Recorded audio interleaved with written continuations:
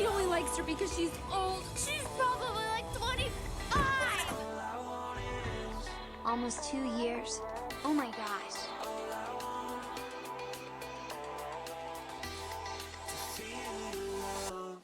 That's all I want.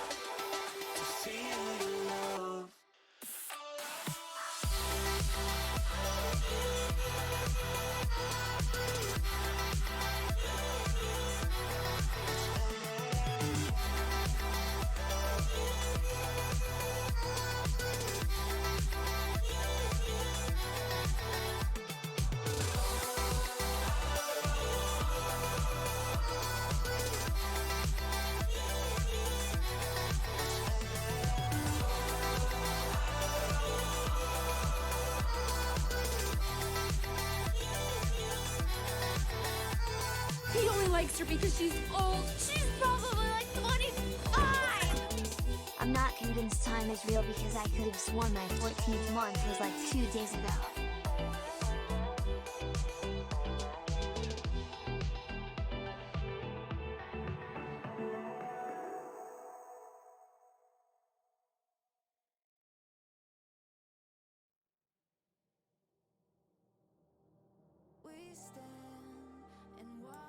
Hello, hello, hello. It's, what the hell day is it? A Tuesday. Hello. It's a Tuesday stream, everybody. Oh my god. I already forgot how to stream. It's been like a week. So it means that I forgot how to tell what day of the week it was and also forgot how to stream at the same time. So that's pretty awesome. Oh my god, what is going on? Hello, hi, everyone joining the stream. Good lord, thank you, to Amanda9555 for the 23 months, almost 2 years. Oh my gosh, indeed. Detonated, thank you for the 15 months. Not convinced time is real. Time isn't. Time is not real. Yeah, it was like 2 days ago when you resubbed for the 14 months. You're right. Firefly, thank you for the 17 months with Prime. I appreciate anyone using Prime.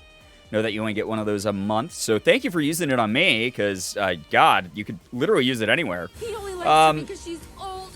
Yo! Oh my god. Parker, thank you for the 54 months. I literally almost called you by your username. Meredith, thank you very much for the 17 months. Mushroom Megan, 11 months with Prime. I'm good indeed. Hello to anyone joining for the first time tonight as well. Hello to anyone joining in at all. Probably feels like the first time for some people. It's been such a long time since I streamed. Let me put myself on camera. I don't know what I'm doing. Hello, hi everybody who's joining. Cherry Pie Spy. Sorry I've been MIA. Never ever apologize for being MIA. You got your own life. You got all types of things going on. You know, you're a busy person. You have priorities. Streams will always be there, except for the past week where they weren't. But regardless, they will always be there in some way, shape, or form. You go take care of your stuff, please. I hope that it's gone smoothly, and I hope that we're able to provide you with some good vibes and everyone else with some good vibes while we're just chilling out here tonight. My full government name, exactly. Oh my god, Jordan, thank you for the 3 months with Prime. Good lord, thank you so much. Congrats on your silver Eevee badge. It was so lovely being able to hang out with you and another mod giving me grief here in the chat, Shira, in person in Portland for a few days. For those of you who didn't see all the pictures, me and Ethan's mod team, there's a lot of crossover in Ethan's mod team and people who have been around for a very long time, supporting this community, have been regulars in the community over the years. A lot of them have grown up and become adults and gone off and done exciting things after being 2017, 2018 stans back at the height of my career, where they would wait in line for like hours to talk to me in Indianapolis of all the cities. But I got a chance to meet a bunch of them for the first time, or see them for the first time in a few years. Some of them came all the way from Europe, and I finally got to like meet them and hang out with them in person. And it was just really wonderful. It was like genuinely wonderful being able to hang out with all of them. They were just very nice, kind people. We got to catch up about like a lot of stuff. It was just good. It was a good trip. It was very, very refreshing for me. I'm exhausted mainly from just the 8-hour drive that Morgan and I did yesterday to drive from Portland, Maine back to Rochester. But I wanted to stop it. I wanted to chat. I wanted to vibe with everybody. All of you are great, and I've missed a bunch of you so much. Cute pics? Yeah, seriously. There's a bunch more coming. I didn't want to spam my Twitter feed too much with all the pictures that we took on the trip, and like spam all my friends that I have tagged and stuff, but yes, more pictures. Hello to everyone joining, by the way. I'm sorry that I'm not saying hi to every single person. Alicia, thank you for the 8 months with Prime. Happy that you've been here that long as well. Thank you so much for your support. Everyone's so nice. Thank you for the hype train. I just noticed that, probably because I don't have a working brain still. It's not going to be a super long stream tonight, partially because I started so late, partially because I'm exhausted, want to get an earlier start tomorrow, things like that. But I did want to like check in and just vibe and do like a little bit of a just chatting stream, catching up, talking about the trip to Maine. The tables turned from us giving you sappy speeches when we met you to you doing that to us. Yeah, I've waited for this moment for a very long time, Shira. I wanted to make sure that the timing was right so that it was the most emotionally impactful. Imagine being a 2017 stan, how embarrassing. I mean, that is like stan culture now is just a different thing. I don't mean that in a negative way. I don't mean that in particularly a positive way. It's just different. You know, it's comparing apples and oranges type of thing. 2017 and 2018 stan culture in Ethan and my communities and our sort of adjacent friends, for those who were not there for it, it was so different. It was so different. It was intense in a different way. I don't know. I would not be the creator I am today without a lot of the input of the people who were around then. Glad you guys got back safe. Yeah, thank you, Jordan. Yeah, it was a long trip, but we didn't have any issues or anything, so that was great. Karma, hello, hi, welcome to the stream. The same day I got to meet you in person. Oh my I'm gosh. So sorry I was shaking the entire time. What? Blue hype for Rainbows of Batch Why? 3 years with the best late night gang. First of all, Max, get some good rest. Thank you so much for dropping by to say hello. It's changed so much. Yeah, seriously, Shira. Stan culture has changed so much. Yeah, it's so different than it used to be. It is wild, honestly. Ariel, thank you for the 36 months, 3 freaking years. Rainbow Jolteon badge. Can we get some, like, just like some pride spam going? Because that's a long time. And that's such a huge amount of support. I can't. Your 3-year subversity was actually the day I got to meet you in person. No, wait. Don't apologize either. You were so wonderful to meet. You were just. I felt bad because I didn't feel like we got enough time to talk. And like trust me, you were so wonderful to meet in person. As soon as you walked away, Morgan and I were like, "Oh my God, Ariel's such a nice person. Thank you so much for saying hello to us. I'm sorry we didn't get to see you again before or like after the show or anything, but thank you so much for just saying hello." That was really sweet. Joy, it was so nice to see you as well. Thank you for the 31 months with Prime. I got to see so many amazing people during this trip. For those who don't know, for the past week, Morgan and I have been in Portland, Maine. We drove there from Rochester to go see Ethan's I Have to Do This Shore? I was going to say tour and show at the same time, but sure, that's what I meant. Phoenix, what's up? Good to see you here. We went to go see the I Have to Do This show again. We saw the very first one. Well, I guess like the very first one of the actual tour in Toronto. And then we got to see this one, which was the end of the first leg of the tour in his hometown of Portland, Maine. It was such a good show. I don't think I've ever seen Ethan cry that much, which is saying a lot because he's a giant baby. He only likes her because she's old. But we went out for that. Sorry, it was so awkward. What are you talking? I was the awkward one. Joy, you are wonderful. You were so wonderful to talk to. Seriously, I could see people meeting you over the balcony. It was so cute. Oh, what the heck? It was so sweet. I got approached by so many people that, like, way more than I thought. Morgan, thank you for the 32 months as a subscriber here. My wonderful, beautiful, incredible partner. If you do not know Morgan, you can use the Morgan command at any point to go support Morgan on Twitch, Twitter, YouTube, Instagram, all over the place. Fan house. Morgan's got everything going on. She streams a lot as well, so please go support her. I want her to take off. I want to become a housewife. You know, I just want to wear cute dresses around the house and do the dishes, and Morgan gets to, you know, be an incredibly successful streamer. I would love that. Yamanaka, thank you for the 39 months. Oh my god, that's so much. Thank you very, very much for the support. I love how the chat at the end got him to cry on stage. He was like, "Fuck yeah!" Oh my god, it was incredibly emotional. We'll definitely talk more about the show, but yeah, Morgan and I went out to Portland. We've been there before. We went out there a few years ago for Ethan's birthday to celebrate that with him. So we'd like met his family before and met a few of his friends. But while we were out there, it was just really nice because we got to meet more of his friends. We got to his dad actually put us up. His dad was actually our Airbnb, which was nice. We actually got to our bedroom for the week was Ethan's old studio, his old office that he used to record, that he started recording in years and years ago. So it's just one of those things where, you know, we got to soak in some of that magic. But his dad, Mark, set up a really nice bed in there and had a whole setup in there that was really cozy for us. So that was really nice. Very, very sweet. And it was great because we didn't have to pay for a hotel. So that was good. And then we also were staying in the same place Ethan was. So, you know, planning stuff with him was a lot easier than it normally is when we're like in a convention city, and calling and texting him is a nightmare because it's Ethan. Thank you, Georgie Girl, for the bits. I hope you're doing well. Hello. Mark, that absolute legend. Yeah, he really is. Ethan's dad is a legend. That's so fucking funny. Yeah, he's just a goofy dude. He's like super proud of his son, and he did a great job, you know. I wore my band Cranky Mod shirt, and Mika thought it was Girbeagly merch. It was so cool.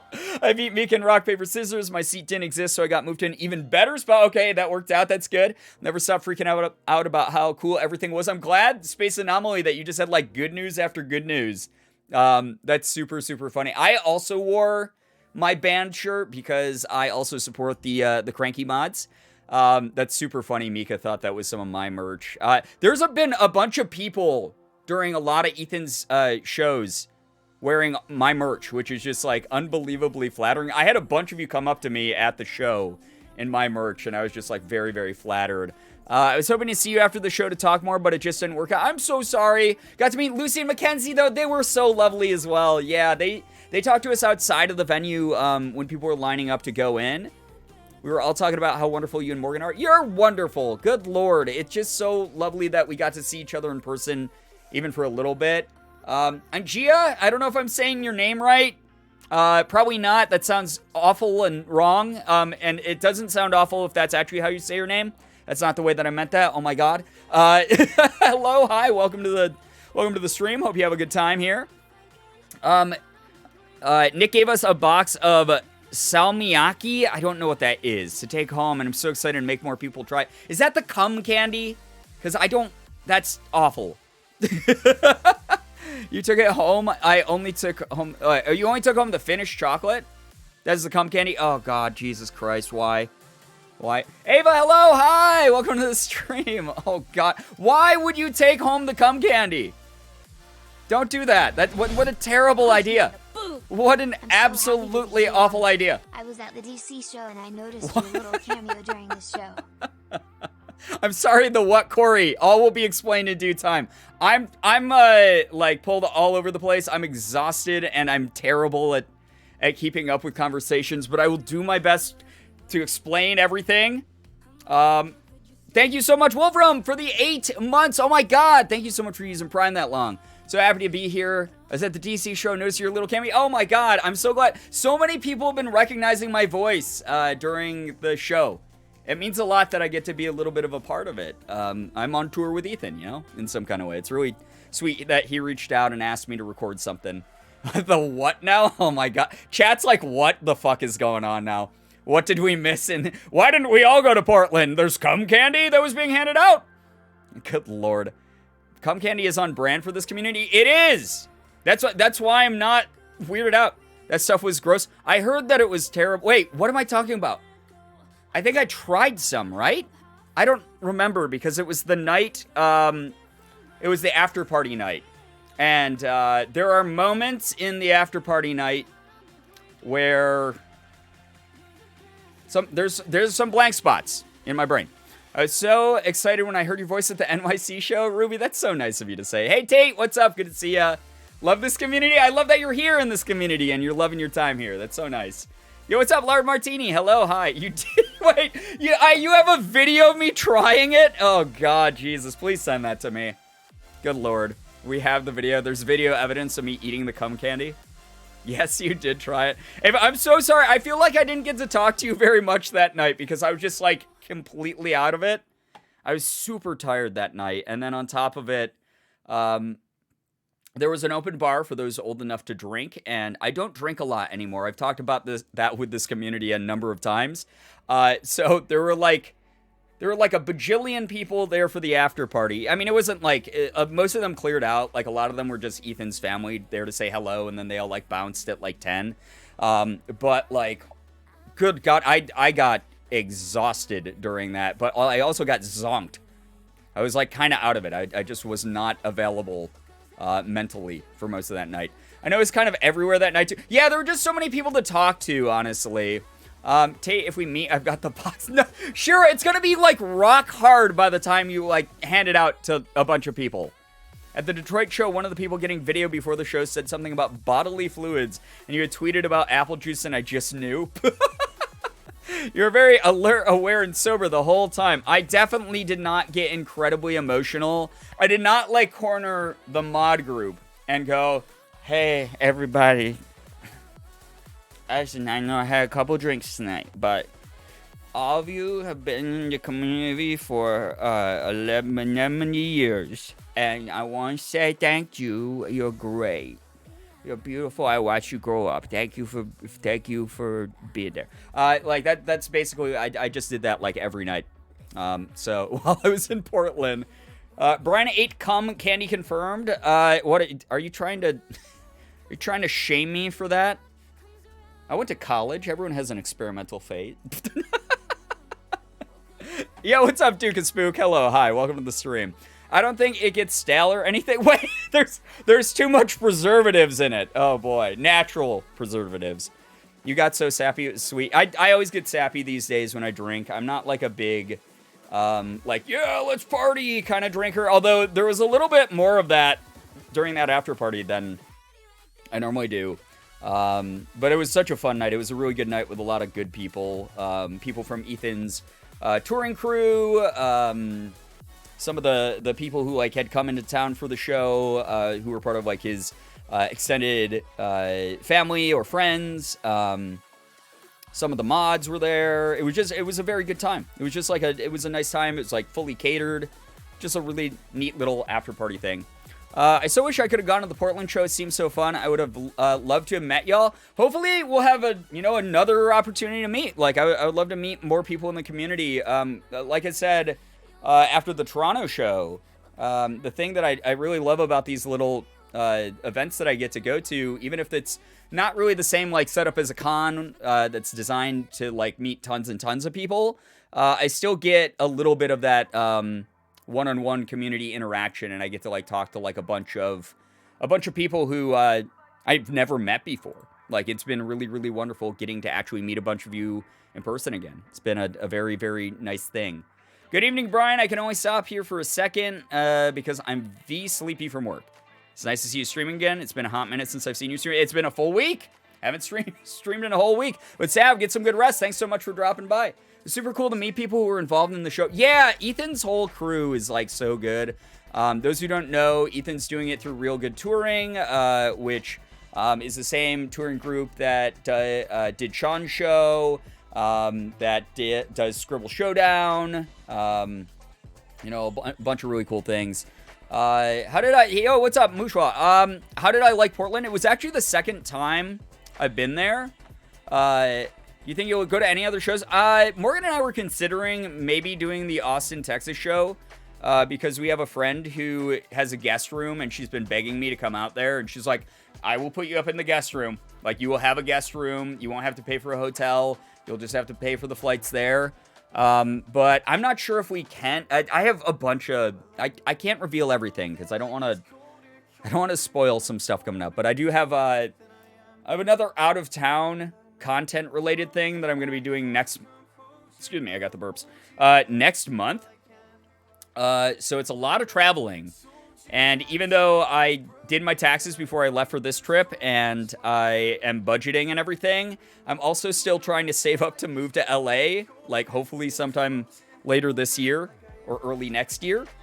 So to stay on track for that, I need to not spend all my money seeing Ethan at his show, even when because if I move, then I can just see Ethan whenever I want, because I'll be like living in the same city. So we'll see what happens. I was on the very end. I got the dumpy deal and asked the person next to me to watch it so no one else stole it. Nice. I'm glad that people like were able to get some really cool merch. Row 3. Damn, that's nice. Just ordered some merch for Ethan's show in Vancouver. Also custom made a pin. It says Cherry Pie Spy. I love that. That's really cool. Mushwa, to answer your question though, yeah, so that was actually the second time Morgan and I have been to Portland, Maine. We went a few years ago for Ethan's birthday, and obviously we weren't like super familiar with the city, but it's also not like a like really big city. It's funny, we were talking to Ethan about it, and we found out that like Rochester is like 4 times the size of Portland, Maine. So like their downtown is very easy to navigate. It's like pretty easy driving. It's easy to find parking, that kind of thing, which is very different than the city experience that I normally have. But yeah, it was very cool to be back. We got to definitely see a little bit more than we did the first time we were there. And we got more time with like friends of Ethan. Whereas the first time we were there, we saw friends and family of Ethan's, but it was mainly because it was his birthday, like a big family event. So we were always hanging out with his family the first time. This time we did a little bit of a mix of both, more skewed towards like time with Ethan and time with Ethan's friends. Don't spend all your money seeing Ethan in Austin, spend all your money seeing me in Austin. Well, that's fair, Shira. That is worth a lot more to me. Yeah, for sure. Portland is smaller than people expect. Yeah, it's very funny. Except, like, we knew Portland was smaller, but Ethan didn't, so explaining that to him was very funny. Darling Chandler, hey, what's up? Good to see you. Just finished watching a stream and saw you were live. Wanted to pop in and say hi. Welcome home. Thank you. It's very sweet. I hope that you had a very good stream. Watching whoever you were watching before. I don't go there very often since it's a little bit of a drive, but coastal Maine is VV nice. Yeah, it's a nice little cute city, honestly. Em and I and Impulse bought tickets to the show in LA a couple weeks ago. I'm so excited. I hope that you have a great time. Georgie, thank you so much for giving a sub to Tate. That's super nice. What the hell? Thank you very, very much. That's so cool of you. Thank you for that support. Oh my gosh. My town has a population of 150 people. Portland is my nightmare. I got it. I'm saying this in the most respectful way possible. A town of 150 people where I'm assuming I would know every single person because the population is so small and there wouldn't be like a lot to do is my nightmare. I'm the exact opposite type of person. I like cities. I would rather have, you know, a lot of things to do and a lot of places to explore and stuff. Knowing every one of my neighbors, because there's only 150 people there, would make me die inside. I told him that our surrounding area has 1 million people, and he was like, that's the whole population of Maine. I was shocked. Yeah, right? Yeah, thank you again, Georgie, for gifting Tate. Tate, enjoy the emotes. Enjoy your sub badge. Love it here, but every winter I informally decide I'm moving somewhere warm. Yeah, that's part of the reason Morgan and I are heading to the West Coast. Hope I can go to the Houston show. So exciting. Lesbian? Yeah, I hope that you're able The other to. L word. I hope that it's a lot of fun. I'm much Lesbians? more of a city person. Yeah, me too, Jordan. I just prefer having lots of activity and stuff like that. I like fading into the human abyss of NYC. Yeah, same here, Ruby. That's like one of my favorite cities in the world. Population of Portland actually accounts for all the seagulls. There's only like 6 people max. Yeah, so true. Sav, thank you so much for gifting a sub to Cutie. That's so nice of you. Cutie, I don't know if you're here, but make sure you're saying thanks. Enjoy the emotes. Enjoy the sub badge. Thank you to everyone who showed up this late at night and wanted to talk to me. Whoever the hell I am. Oh my gosh. Falcon, thank you for the 17 months. Good luck with the finals. We just appreciate the hell out of you. We are at your back. We are here supporting the hell out of you. We know exactly how hard you've been working lately, and we hope that it goes well. I love cities as well, but the hustle and bustle drains me so much after a few hours. I get that, Adriana. Good to see you here, by the way. I totally understand that. It's definitely not for everyone. Like, I don't, like, I'm never going to make fun of people who don't like cities because it's like, we all have our own preferences about like what's relaxing and what's not, what's fun, what's not, etc. I didn't run into you at Ethan's show in Maine, but it was still so fucking good. Oh, I'm so sad that we didn't get to say hi. Seriously made me reevaluate some things in my life. We've talked about this a couple times here before. Again, no spoilers for the show, obviously, but this is a very inspiring show, and you don't even really have to be into like content creation that much. You don't have to like be a fan of Ethan's like content. You kind of just have to be familiar with like creator culture in general, like whether it's like, you know, music, whether it's art, whether it's making videos or live streaming, sure. Whether it's writing, there's a lot of like very relatable ideas in it that I think have like a more broad appeal to them than just content creations. Moved out of my hometown, less than 5,000 people now. Oh my God, that's so few. Ariana, hello, by the way. I appreciate you so much. I'm so glad that you're here. Even less when I was a kid, to a slightly bigger town, almost 10K people, and I'm planning to move slowly my way up to a full city. Yeah, there we go. Like little baby steps towards it. Absolutely. Simply Milk, yo, what's up? Good to see you here. Welcome to the stream. Living in both, I'd take a big city where nobody knows me over a small town where everybody thinks they know me. Yeah, I hate gossip. I hate like when people like twist the truth of things and like just like talk behind people's backs and shit. In a city, like if people are doing that to me, I can just literally move on because there's like tens of thousands, if not like millions more people that I can welcome to my life instead of those people. You know, Boston is the most stressful city. I have gone on rants about Boston many, many times here in these streams, so I will 100% agree with you on that. Sport, what's up? Good to see you here. Such an incredible show. 10 out of 10. Recommend it. Definitely not biased. Right? The show gave me big Bo Burnham vibes. Yes, I was describing it as that a few streams ago. I absolutely agree. Joey Jam, thank you for the 17 months, by the way. Sub tier, I appreciate you a ton. Fizzy Ferret, a full year. Congrats on the Jolteon badge. Sav, please get some good rest. Please, please, please. Take time for yourself and be kind to others. And congrats to all the mods and...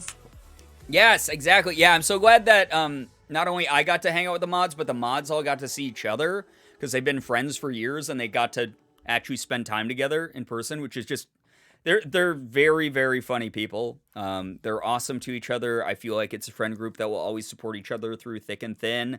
I love to see that kind of thing. Again, I'm just an emotional human being. Thank you, by the way, Sav, for the bits. Please get some good rest. Seriously. Travel from Ireland to attend Ethan's Boston show. That's awesome. That's very cool. I hope you had fun. That's a long trip. Damn. Yo, what's up, Hero Link? Good to see you here. The mods are seeing each other. Made me cry in the best way. Yeah, it was genuinely so fucking lovely. I was just so happy to see them being able to hang out with each other and just, I don't know. I hope that they had a great time. And I hope that Morgan and I contributed in a way that, like, allowed that. Because, so here's the thing, and I've shared these stories before. Years ago, 2015 PAX East, Morgan and I attended PAX East for the very first time in Boston, Massachusetts, a city we had never been to as more than tourists before, to attend a convention. Just to like hang out and maybe see some of our favorite content creators and maybe be able to like see some, you know, cool gaming stuff because that's what PAX is all about. when we got there, we met up with a couple people that we knew, and we got invited to this party the first night we were there. And the party, again, this is the very first con I had ever attended. I had never met any of my friends from the internet before. I think I had like 2,000 subs, or like maybe at that point, I think it was maybe closer to like 10,000 or something on YouTube. So I was a relative nobody on YouTube. Not a lot of people knew me in the content creator space. I didn't really have any sort of expectations, and also I didn't have any sort of, like recognition within the community where like a lot of people would have noticed who I was or known who I was. And we got invited to a party, and it's the party I tell you guys all the time about, where it was literally... Gotta head out. Just stop Yo, by to say Adriana, hello. so nice to see you. Thank Have a you so good much for the rest of your 200 bits. stream. Thank you very, very much. Cutie, what's up? Good to see you here. Welcome. But we ended up meeting Sean, Mark, Wade, Bob, that whole crew, and a bunch of us recognized us and just welcomed us into sort of like their little group. Bought us a couple drinks, hung out with us, included us in like all this sort of talk about like YouTube and whatever goofy shit we were talking about at the time. Made us, we were so nervous. Again, it's the only time I've really ever fanboyed over anyone. When I was shaking Mark's hand for the first time, I was like, and just like made a bunch of noises at him, basically. But I remember that feeling, of feeling very out of place. Like, maybe I am not supposed to really be here. I bet if I wandered off to the bathroom right now and didn't come back, no one would even care or ask about where I was or anything like that. Like, I definitely had those moments of anxiety that night that stuck with me. Like, I feel those things to this day. Like, I still remember exactly how that felt, of being like, I don't, like, I'm like a fringe friend here. Like, no one really knows me, but everyone was so welcoming. Everyone was so kind. Everyone checked in on Morgan and me, made sure that we were doing okay, having fun, joked around, followed us on Twitter afterwards and, like, kept in touch. And then each year, progressively, we got closer and closer with them. And that group of people is like, they're my friends, which is really cool. So being in Portland and knowing, some of the people that were coming up to me to say hi to me at Ethan's show or before Ethan's show, being able to go out and, get dinner with the mods, or go out to some of the like nightlife stuff with the mods, like the after party after the show and everything like that. Being able to like spend time with them and knowing some of them were probably feeling a similar way of like really nervous, I wanted to make sure that I was passing some of the kindness forward. I wanted to... Sport! Oh my god, thank you so much, Sport, for the huge bits. Good god. That's really generous. I hope you've been well. Thank you very much for that. Thank you. But I wanted to make sure that, all the mods that were there felt included in some way, knew that people were paying attention, that, they weren't, the type of people that if they had, like, walked out of the party or slipped away quietly, that people, wouldn't have asked about. Like, they were included. They, like, people wanted them there. I wanted them to feel that, and I wanted them to be able to make a lot of those cool memories in the same way and in the same sort of environment we got to. I hope you guys had a good time. Those of you here in chat tonight, I hope that you made some cool memories and had a really great experience. Ruby, thank you for using your Prime for 11 months as well. Good Lord, a lot of support coming back here. Thank you so much for the support. It's really nice. You happen to go into the parking garage that was right next to the theater? I did not. No. I didn't go into any of the Portland parking garages. Street parking, surprisingly, wasn't that hard to find. Would be so cool to be able to meet you, Morgan, and my fellow mods in person one day. Someday we're going to get all the Girbeagly mods together. I'm going to take you guys out to like a really nice dinner. We're going to hang out. We're going to chat. We're going to vibe. It's going to be a good time. I promise. We're going to find a way to do that. Definitely was feeling very nervous, but you and Morgan were so kind and sweet. Literally, you couldn't have been better and made us feel so included the whole time. I'm just so glad I got to do like anything like that. I'm someone who... Like, I remember traveling to conventions and, again, just being like, oh, man, like, I feel kind of out of place. Or, like, I don't really have, like, as much money as, like, these big creators I'm around or whatever. So, like, I hope that, like, the little ways that, like, we try to help people feel included felt genuine and were just, something that sticks with people in a positive way. Something that you're able to pass forward yourself someday as well. It's definitely feeling those nerves at first because there was so much happening. There was so much happening. So many people there, but that went away so fast and it was such a good time. Definitely felt very included by y'all. I'm so glad to hear that. Gerb Mod Party at GerbCon. Oh my god, the GerbCon. Can't believe Morgan, my own partner, is continuing to help facilitate the the GerbCon idea that's never actually existed. Oh my god. So glad to see the stream and chat forever. Nerdy, thank you for the 30 freaking months total. That's such a long time. I'm so sorry that you've had a rough past couple days here. I hope that tonight's vibes are good for you. We're keeping it really chill. We're not doing anything except for doing a just chatting stream tonight. I started very late at night. I'm tired from the drive yesterday. We were on the road for like 8-9 hours. And now I have to catch up on like a bunch of work as well. Tomorrow and the rest of this week. My work inbox looks insane. But it's good to have everyone here. It's good to know that people just want to sort of chill and listen to me ramble as I do, because I don't have anything else planned for tonight. If we tried to play Lego Star Wars tonight, it would just be a disaster. It'd be awful. We get one mission done. Would Ethan be filming the show for a few of us that can't make the show? There's been a lot of discourse about this, and I'm going to explain this without spoiling anything that I've been told or that I know about or etc. First off, anytime there's a show like this, there's always something that's made in some sort of way that allows people to hold on to the memories and to chronicle what's going on. That said, how much of that's available to the general public is going to be up to, the people involved with like the tour staff and stuff like that. How much of that will be revealed to the public, I don't know, even myself personally.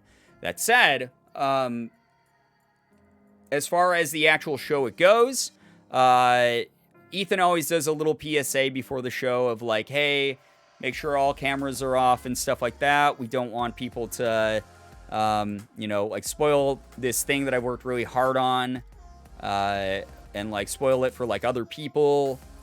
So like, there's not a lot of footage that exists as far as footage goes. That said, I know that like members of the touring staff have like been filming little moments here and there. And again, I don't know if that's going to be mainly just for Ethan or if some of it's going to get shared in a comprehensive sort of way. But yeah, as if the rambling isn't an every stream phenomenon. Okay, I'm too tired to defend myself right now.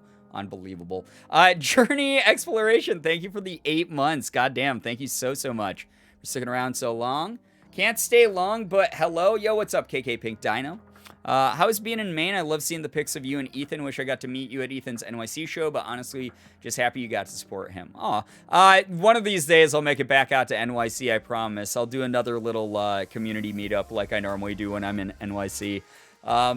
That said, yeah, it was lovely. It was really, really nice. It was actually pretty chill for the most part. My social batteries drained a little bit, and that has nothing to do with the specific people I was hanging out with. It just more of I was around a lot of people during the entirety of the trip, and just like I am at conventions, I will hit a point where I'm like, oh my gosh, I'm kind of tired. I need to go like take a nap or something, and so I'm sort of at that point right now, where I'm like, man, I'm sort of tired. There were people in the balcony with us who kept filming after we told them to put their phones away. Hoping at the very least they don't share it anywhere. Yeah, I hope that if they're doing that, they're just keeping it for them.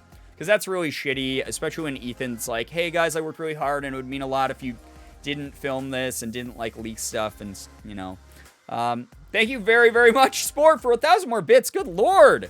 It's a lot. Thank you very much for that. Nap time on stream? I mean, there is like a just sleeping category now or something, right? If you go to NYC for a meetup, I will drive over from Philly. I mean, Philly's so close to it. That'd be pretty dope, actually. Nap time level He achieved. only Yeah. likes her because she's old. She's Very much so, probably Ariana. like 90s Blue Sky. What's up? Good to see you. How you doing, Blue? 19 freaking months. It's so good to see you here. Thank you for sticking around. Fake fans not respecting creators' wishes. It is kind of weird when, like, people are like, I'm gonna, like, show up to this thing that I'm paying, like, a fuck ton of money for because I want to support this creator a ton. They're my little scrunkly ooh baby blue boy. I love Ethan. Oh my gosh. I am here supporting my little scrunkly man. Gosh. I hope he's been getting enough water and sleep lately. I love him so much, I'd do anything for him. I'd kill someone for him. And then he goes on stage and goes, hey guys, I worked really hard on the show, and it would just mean a lot if you didn't film this, because that would really be insulting to me, and all the hard work I put into this, because I know that you're not truly experiencing the show that way, because you're watching it through a camera. And also, I don't want this to be spoiled for other people who haven't gotten to see it in person. And then they go, no, that's too hard. I don't want to do that. And it's like, but didn't you just say he was your little scrunkly boy? Your little ooh soft baby guy? And now, and you devoted your whole life and soul to him, but you're such a stan that you don't listen to him? What? Wait, what? Huh? I don't get that part. What, huh? What's going on? I do anything for him. Hey guys, please don't film this. I do almost anything for him. Yeah, pretty much, yeah. When I went to go see Markiplier on tour, why could I not read Mark's name? On tour, I filmed and took pictures, but only for myself because I didn't want to forget it. Now wondering if I should delete them or something. No, you don't have to delete them or anything. It's like you said, they're for you. You're not, like, sharing them to a bunch of people and being like, hey, if you guys want to see the show, you guys want to see Markiplier's Your Welcome tour, I got the goods. Like, you kept, you film something for your own memory. There's not anything you can do to change anything. It's not like the show's still active. You might as well keep it. But it's just one of those things, like, just a different perspective to remind people that, like, I don't know, when you go to live events, it's, like, kind of fun to experience them live. And also, if, like, a creator's like, hey, it would mean a lot if you don't do this thing, like, doing the thing is kind of mean. I will use your little ooh soft boy guy to get those clicks and views. Yeah, and then they like re-upload them to like TikTok or YouTube then, and it's like, come on, man, like, don't do that. Don't do that thing. Like, you're doing even more to not respect the person that you allegedly like and support so much. The money part isn't like the thing. Like, you bought a ticket, like I see that argument a lot where people are like, well, we're the fans, we made them. If we didn't pay our money to this creator, then they wouldn't be anybody. And it's like, okay, yeah, to a limited degree, sure, but that doesn't mean that you get away with bad behavior. I personally, like, the money means a lot less to me than the, like, mutual respect we have, like, as a community, and, like, the energy and the vibes and the memories and the jokes and shit we get to make together mean way more to me.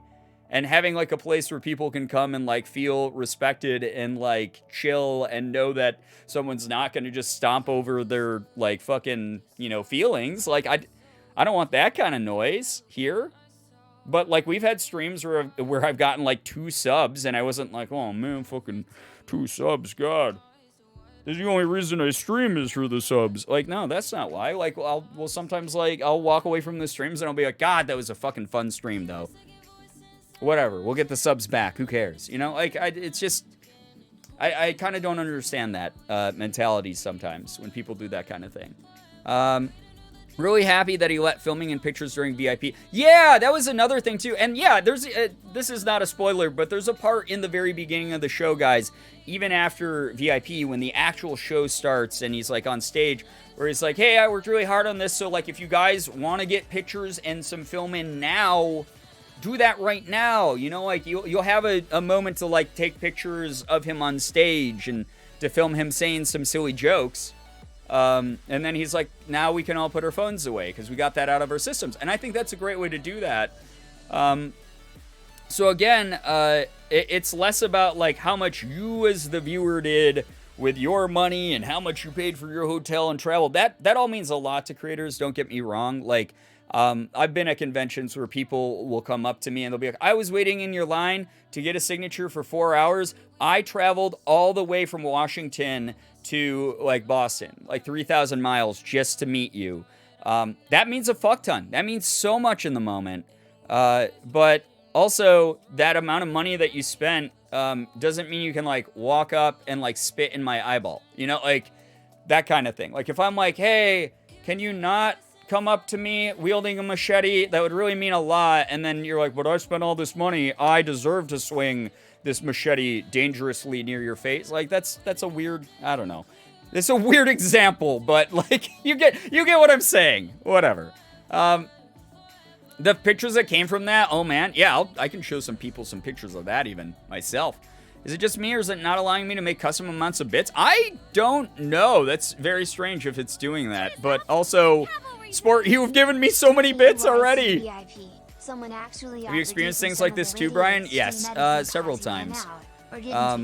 We've had a couple moments in the community where I've made a request where I'm like, hey, can people please not do this, like, one thing, like, you know, this one thing that is, like, kind of like an icky topic or something. Can we not, like, do that?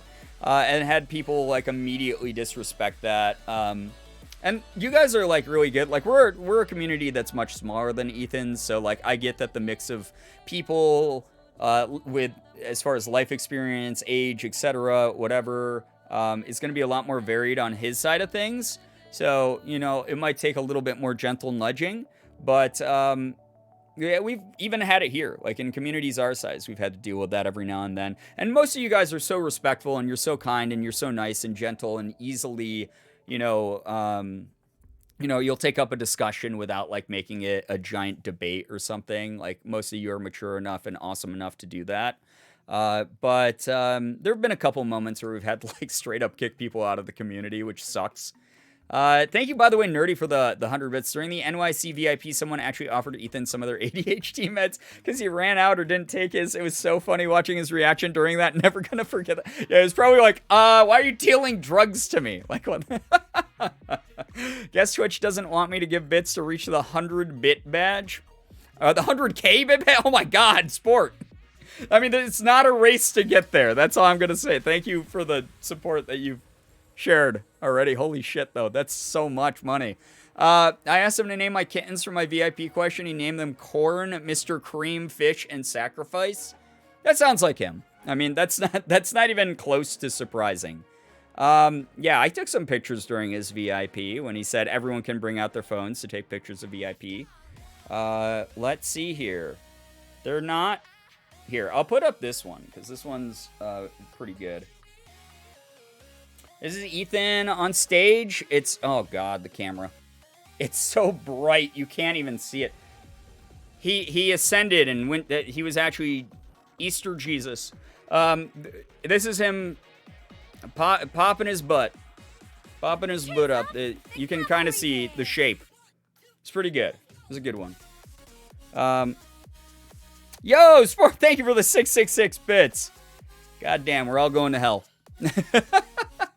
Anyway, Brian, good news. My nan-in-law had another heart attack. Wait, that's good news? My nan-in-law had another heart attack, but she's okay. I was like... I'm not trying to laugh at the news. I'm very happy that the news was good, but the fact that the first line was literally... Good news, my nan-in-law had another heart attack before it went to the next part of the window on my screen. I was like, how do I react to this live? Fizzy Ferret, I'm really happy that your nan is doing better now, though. Oh my god. Sport, thank you for the 1,000 bits, by the way. That's really nice of you. Thank you very, very much for that. That's a lot. Good lord, you're doing a lot. Appreciate that. Anyone who's like subbed, resubbed, etc., very kind of you. I'm glad that they're okay. Yeah, right. I was like, what? That is quite the way to start it out. Yeah, that was legitimately one of the more unhinged starts to a message that I've ever seen. So, all I gotta say is I'm happy I read the rest of it and that everything's okay, Fizzy. Woo! I got a great one of him popping his butt while giving the middle finger to someone who's giving him the middle finger. That sounds about right. It sounds about right. Another thing, I wanna bring this up real quick, and this is like just me being like, I don't know, grumpy, overprotective big brother, because I really just see Ethan as like my younger brother I never had growing up. Ethan is like someone who did work his fucking ass off on this. This is something, I won't lie, and I've even talked to him about this. Oh my god, what is going on? Thank you very, very much. Sport, good lord, thank you for the 5 gifted to the community. Pineapple Warlord, Jackrabbit Bites, Prima Artemis, Ren Titan 512, Zoe is the random. If any of you are in chat, please make sure you're saying thank you. Enjoy the emotes, enjoy the sub badge. We can get some hype and some pride in the chat. Thank you so much, Sport. That's really cool of you. Holy crap. I told Ethan this already, but and this was back when he even conceived the show, the idea of the show. He hadn't even started writing yet. It wasn't me. Thank you, Sport. You're great.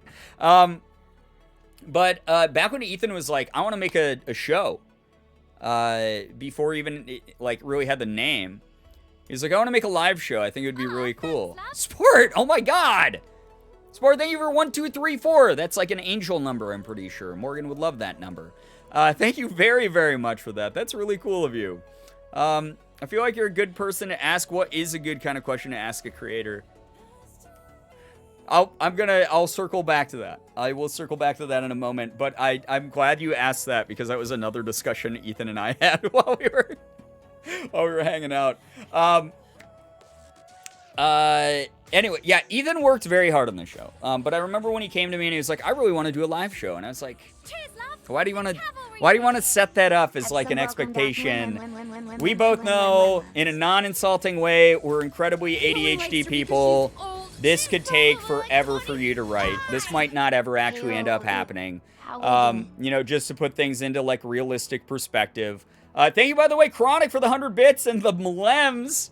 Thank you so much for welcoming me back. And Lucky Lavender, same to you. Thank you very much for the 24 months. Congrats on your silver, Jolteon. Can we get some pride spam in the chat, please?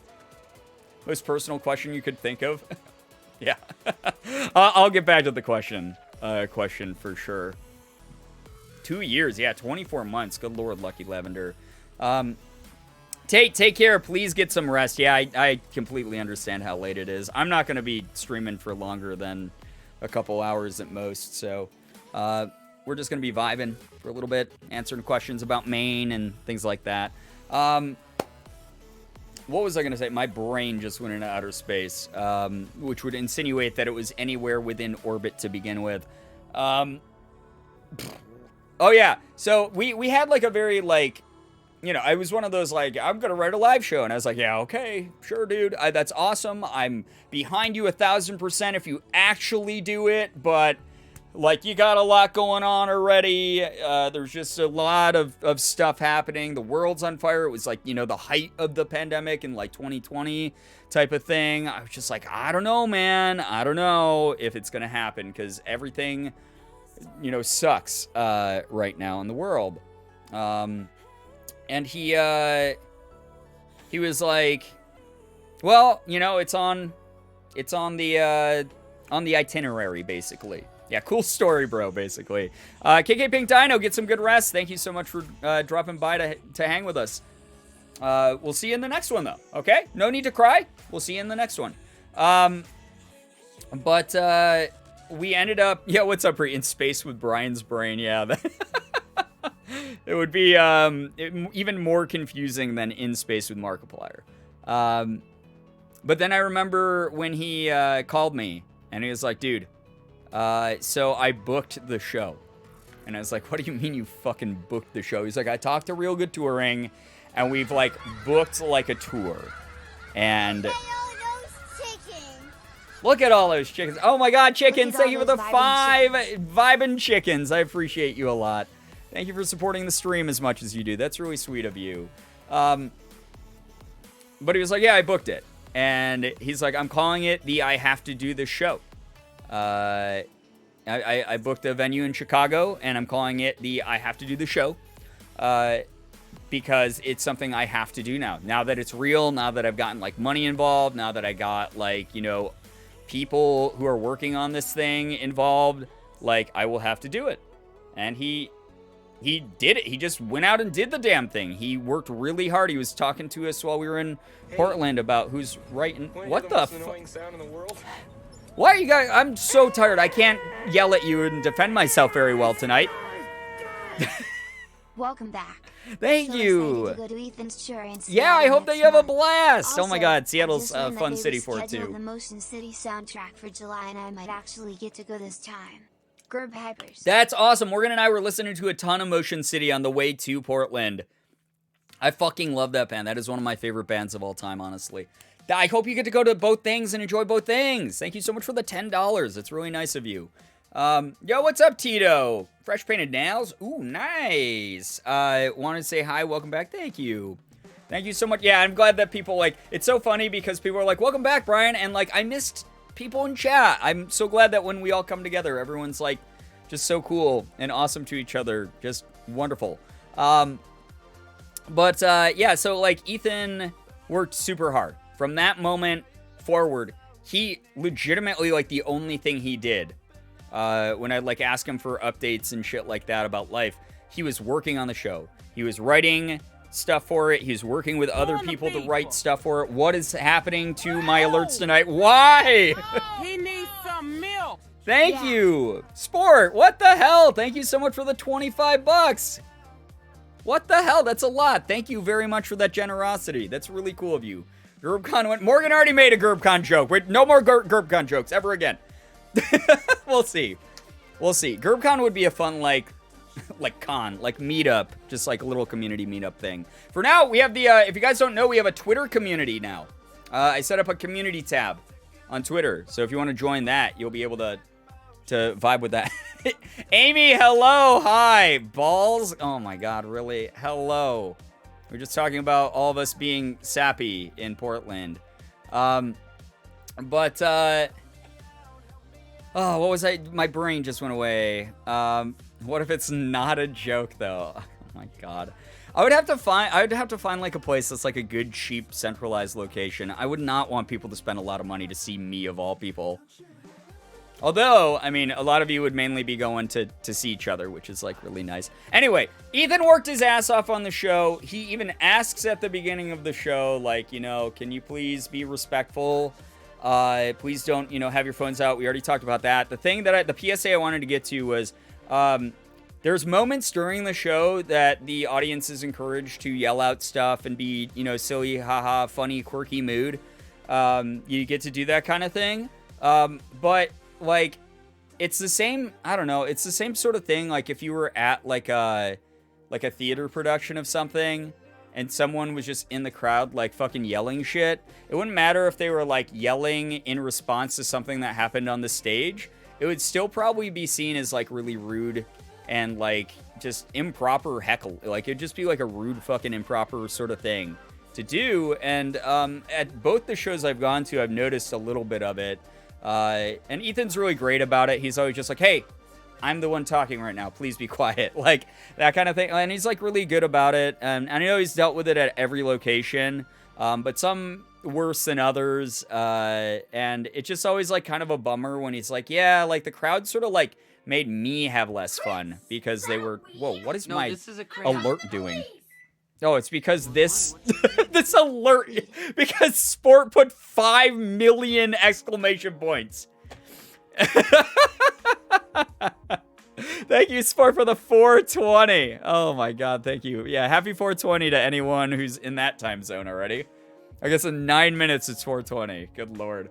But yeah, there's a lot of people who are just like yelling stuff, and I think that a lot of them, like, I don't want to like scold people too much because again, some people are just like nervous in social situations, so like etiquette sort of goes out the window, and some people are younger and just don't have a lot of experience around like crowds of other people, so they don't really understand sort of like what's appropriate He needs sometimes. some What is milk. fucking going on I'd like tonight? to announce that I got my first tattoo, and I'm Yo, super that's happy dope. about That's it. very cool. SBN, thank you for the $25. I didn't get to get a tattoo in Portland because of things I'll talk about in a moment. Thank you, Sport, for the 420. Good lord. Thank you very, very much.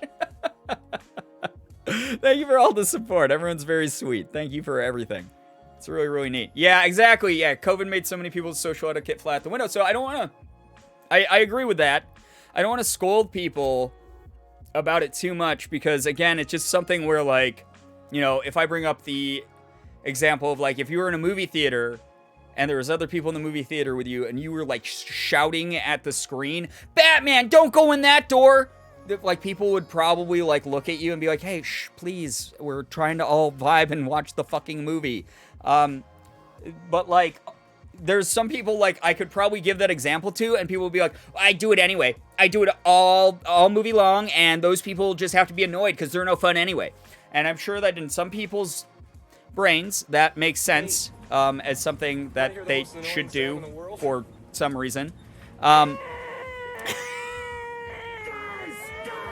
Thank you, Joy, for the $10. Good lord. Why is that happening, though? Oh, my God. Thank you very, very much. Thank you so, so much. Batman isn't going to listen to y'all. Yeah, exactly. It's just one of those things where, again, like, there are some moments where there's, like, some crowd participation and, like, making noise and stuff is encouraged. But when it's not, and Ethan's, like, in the middle of, you know, talking about something or doing, like, a skit or whatever, and people are just, like, screaming, like, do a backflip at him. Like, that's not, you're not funny. A, you have said the least original joke probably in his community that he's only heard 8 billion times before. And B, you're, like, interrupting something that, like, you paid money for. Don't you want it to be the best? Don't you want people to... Like, what the fuck is happening with the load tonight? Good lord. Thank you for the 420. Thank you, Also, Gabby, love for you, the Brian. 420. I hope you and Morgan We did. We had a have very fun fun trips to Portland. thing. Maybe Batman won't listen to you. I'm different.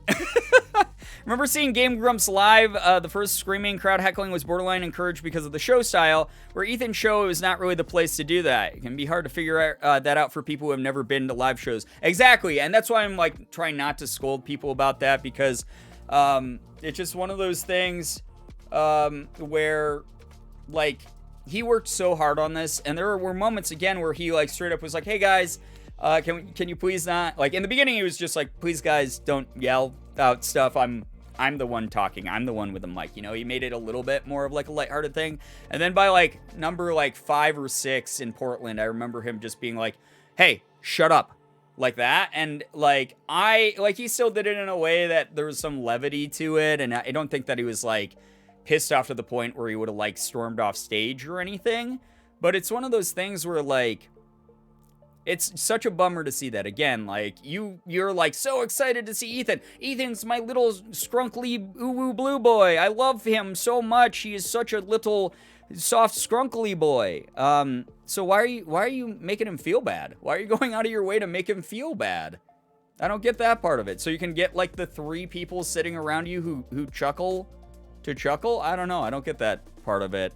It's just like, you know, chill. Be nice. Be nice, because he worked really hard on this, and it is something that he wants people to enjoy in its fullness. And it's just such a bummer to see people, like, kind of go out of their way to ruin it because they don't know when to stop with a joke. And I'm not trying to, like, call those people out and be like, you're the fucking worst person ever. You might as well be lined up with a bunch of murderers. Like, it's nothing like that. It's not that serious at the end of the day, but it's something that, like, bums me out as, like, someone watching him, like, do his best and try to, like, give his best as well. So, loudest I'm gonna be is fucking laughing and cheering. Yeah, exactly. Like, laughing, cheering, clapping, that type of shit. Like, fuck, man. Like, I was sitting by his dad in the audience. We were in the same row.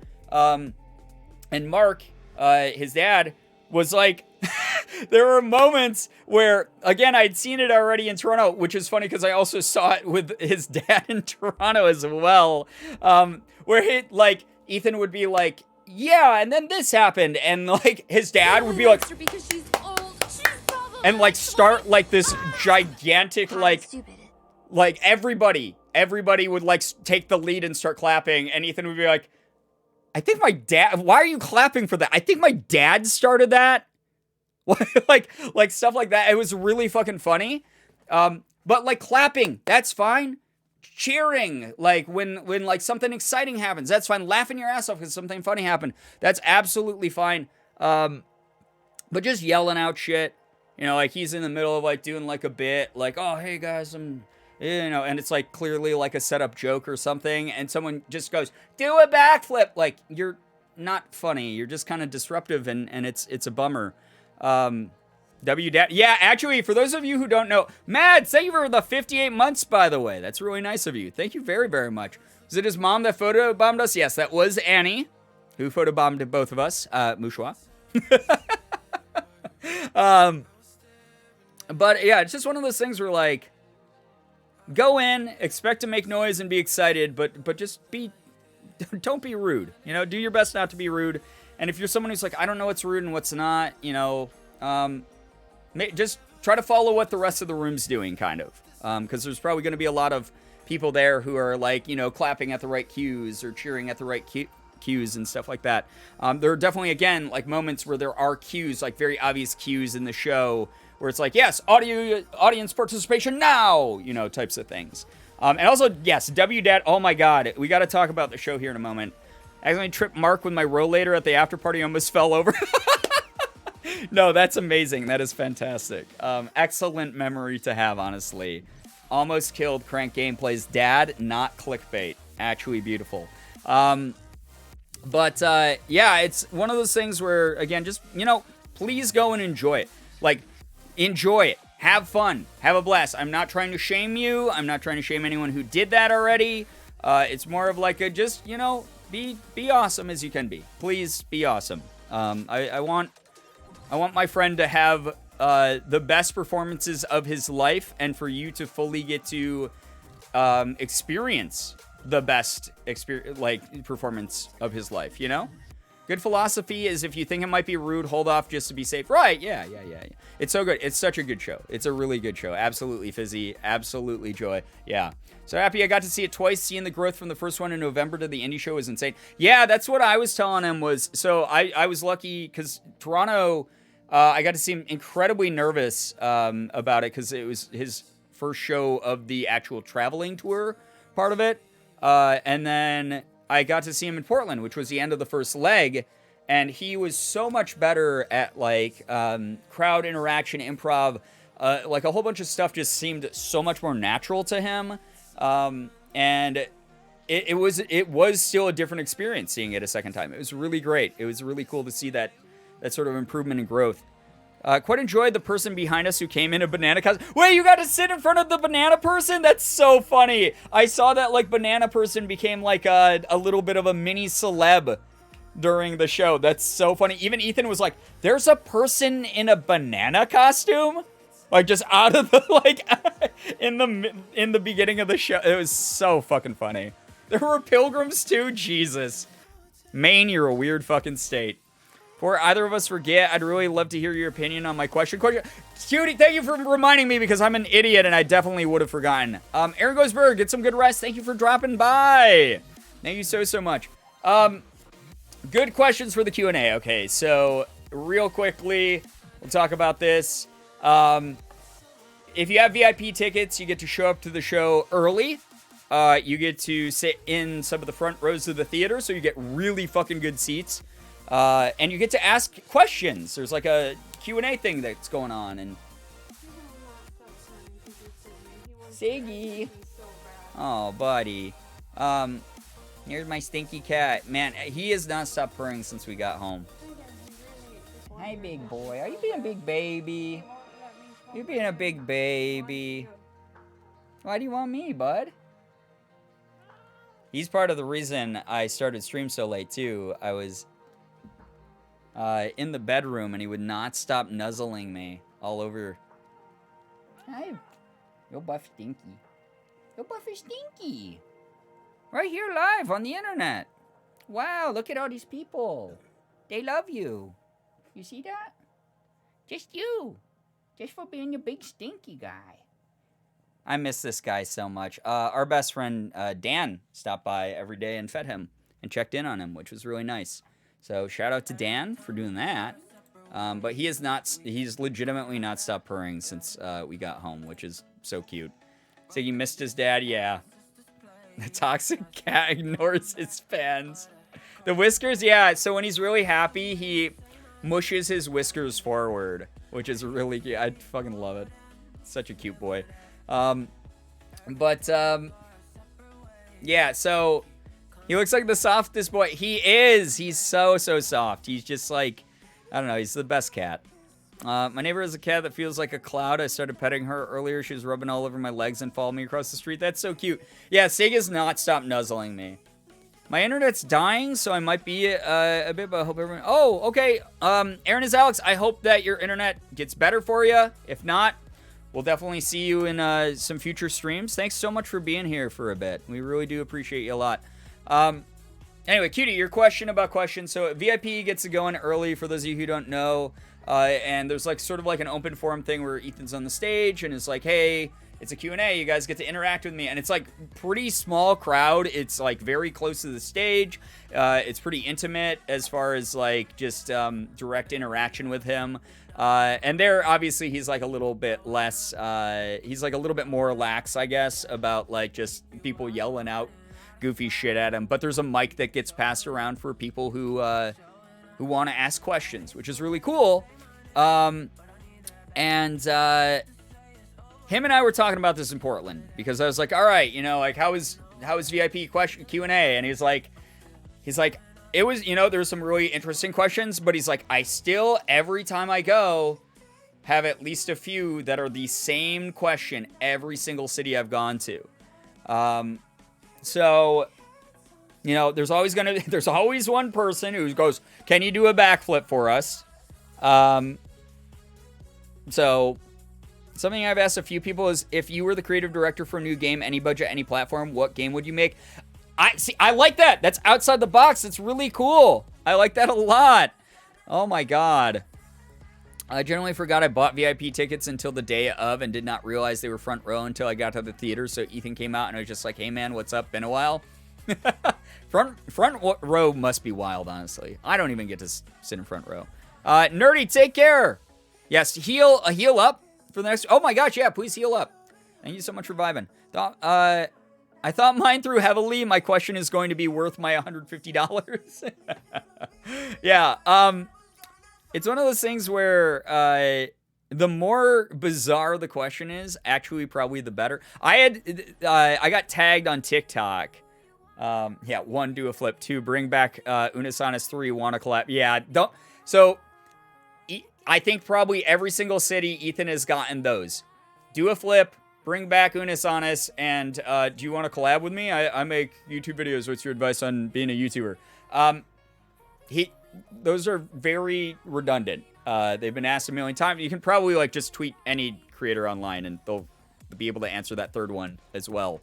You know, type of thing. Like, you don't need to spend money on a VIP ticket to ask that. Think of something goofy. Think of something like stupid. Think of something ridiculous. Those are the things that stick out, I think, a lot more in creators' minds. Like, I definitely remember people would come up to me at my my signings or in my panels for like Q&As. The things that stick out are 100% like Joy's question of like, what game would you make if you had like an unlimited budget and like creative team and stuff? I had one, I think my favorite one I ever got was during my solo panel at like PAX East years ago, where someone was like, if you had to get rid of one of these games, which one would you get rid of? Would it be Doki Doki Literature Club, Night in the Woods, or I can't remember what the third one was. I think it was like Oxenfree or something. But they were like 3 of my favorite indie games of all time. And not only was I like, whoa, this person actually watches my content, but also like, holy shit, like what a hard question to answer. I don't want to get rid of any of those type of thing. Here, a link. Get some good rest. Thanks for vibing. I actually kind of want to ask him about what he wants from his viewers. How can we be supportive but still be respectful of his space and personal life? See, I think that is a great question. That's like a pretty personal one, but not so personal it's uncomfortable. I think that's like a great question, honestly. Yeah, stuff like that is like really good. So, yeah, I don't know. Just something like that. Maybe if you're having trouble coming up with a question, you know, something that deals with his content. That's not just like, is Unisonus coming back? Or what's your favorite Unisonus video? You know, something that's like, you know, about like a series that he did or something, you know? I'm wording it differently. Yeah. I'm sure you're going to do great. My burning question, sleep with sock or without? Someone at, yo, what's up, Anime Fangirl? Someone at I think it was the Boston show. I don't know. Someone just recently tagged me in this on TikTok, but someone asked Ethan, which of his friends could he take in a fight? And he thought it was hilarious. And I got tagged in it on TikTok because he mentions me because someone in the crowd was like, what about Brian? Like after he talked about like Mark and Sean and like the Grumps. Someone was like, what about Brian? And he was like, I think I could destroy Brian. Until I accidentally unlocked like old angry Brian mode. Because I'm someone who's been in a number of fistfights. I don't really do the violent thing at all anymore. But he was like, then at the very end, he would actually murder me. And I think that's pretty accurate. I think I would be the person, I'd go into the ring, I'd be like, all right, man, and just sort of half-heartedly, you know, fight him. And then once he hit me in the face enough times, I would just fucking, like, deck him once, and I would win the fight. So, I had one I wanted to ask, but I got there when the email said to get there, and the Q&A was already going, so I snuck in the back and just went, oh, no, Johnny, I'm so sorry that you missed most of it. That's such a fucking bummer. That's sad. Well, I hope that you still enjoyed the part of the experience you got to be there for. Going to bed, but hi-bye. Good night, Jinx. Thanks so much for dropping by. Kia, hey, what's up? Good to see ya. Pros, being in fistfights, con, short, can be squished like a bug. Very true. Are you ever going to do those YouTuber boxer rings? If Matt Watson wants me out in LA to do that, I'm coming out to LA to do it. No question. Absolutely would do that. I would absolutely love to. People, it's so funny, because in that TikTok video that someone took, he brought up Michael Reeves, who, if you guys don't know, Michael Reeves is one of the most motherfucking chaotic people in the world. He makes, like, a lot of insane inventions on YouTube. He is the partner of Lily Pichu. He's just a really weird dude. He's very, I guess, quiet in person, but then obviously as soon as a camera is on him, he transforms into like the most mentally unstable version of the Hulk. The Roomba guy, yeah. Michael Reeves, like Ethan was like, I would definitely get destroyed by Michael Reeves because I think he's a psychopath as long as the camera is on. And people were like, no, not Michael. He's such a quiet guy. He's he's just so quiet and he's so like soft and no. Michael Reeves. Michael Reeves would be the guy who would like, he would do the cartoon character thing where he'd hide like a weight in his boxing glove and just like it would just be fucking terrible. And then he'd be like, oh, what? No, these are regulation boxing gloves. You know, like, yeah, Michael Reeves is insane. Michael is Gen Z incarnate. He's literally Gen Z Jesus. He's something, all right.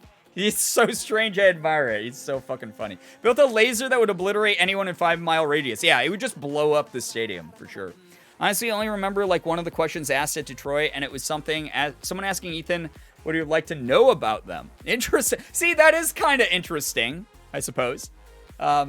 Really threw Ethan off for a bit. Yeah, so he asked what their favorite color was.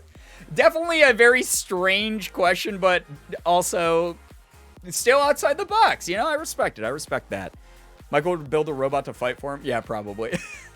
Drops an ant. Yeah, he would absolutely be the dude who would be like, come on. And then, like, as you're sitting there and you're, like, winding up to punch him, an anvil falls from the sky, like in Roadrunner, and crushes you. It's very funny. It really said, I am the main character. It's not your show, it's mine, Ethan. Yeah. Anyway, what was I gonna say? Oh, we haven't fucking done good news yet. This is how long I don't stream for a week, and I forget what I'm doing. And also on top of it, I'm just so tired that again I'm not gonna be going too late tonight, guys. I just wanted to drop by and say hi. I missed all of you a fuck ton, like so much, especially since I set up the Twitter community this morning or this afternoon. Like, it's been what a cool little thing that Twitter added as a feature. I like it. It's sort of like having a personalized feed. Like just people I get to know better without having to follow every one of you. It's like really nice. It's really cool. Good news, Portland or whatever. Yeah, it was very, very good news. As long as it's something you guys can comfortably share with everybody else and obviously, you know, isn't going to make anyone else uncomfortable. It doesn't have to be anything big. Doesn't have to be anything, you know, that's like so monumental and life-changing. As long as it's something that you're happy about, share it with us. I won't be able to read all of it, so you all better be just celebrating the shit out of each other. Please, please, please do so. You're all wonderful, amazing, beautiful people. Chorus is back. We're having a contest this year after 2 years of it canceled. Yo, have so much fun with that. That's so cool. I remember chorus contests. Good news, I'm committed to a college. Beans, congrats. Good news, I'm probably visiting Reba and friends in LA in July for Reba's birthday. Yo, have a blast with that, Mads. That sounds so fucking good. Please say hi to Reba for me. I miss Reba. Reba's fantastic.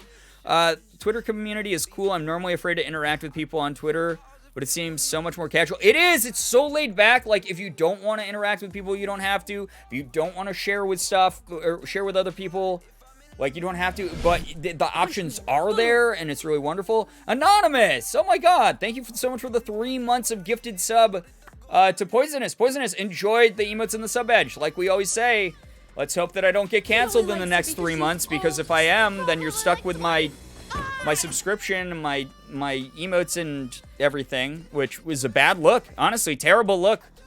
Because that thing that I'm gonna get canceled for in the future is it's bad. It's terrible. It's a bad thing, and you're a sub to me. Problematic, honestly. Very problematic, honestly. So, thank you. Like, seriously, thank you very, very much for gifting that. And Anonymous gifted something to Master Owl as well.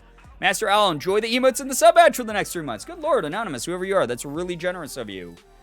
Good news, I finally signed up for a therapy intake appointment. Menendez, I am wishing you luck. That is fantastic. Such a big step. I hope that you're able to find someone who fits well with you and is able to, you know, help you out in the ways that you deserve to be helped out in. Seriously, that's a huge step. Good news, I rediscovered a story idea I came up with literally 7 years ago when I was 15 and actually fucking love it. I've been very excited about it. Also, my little brother's birthday is tomorrow. Today, times 420, born at 7-11. Let's go, dude. And Icon can't wait to see him fight his cake. Oh, my gosh.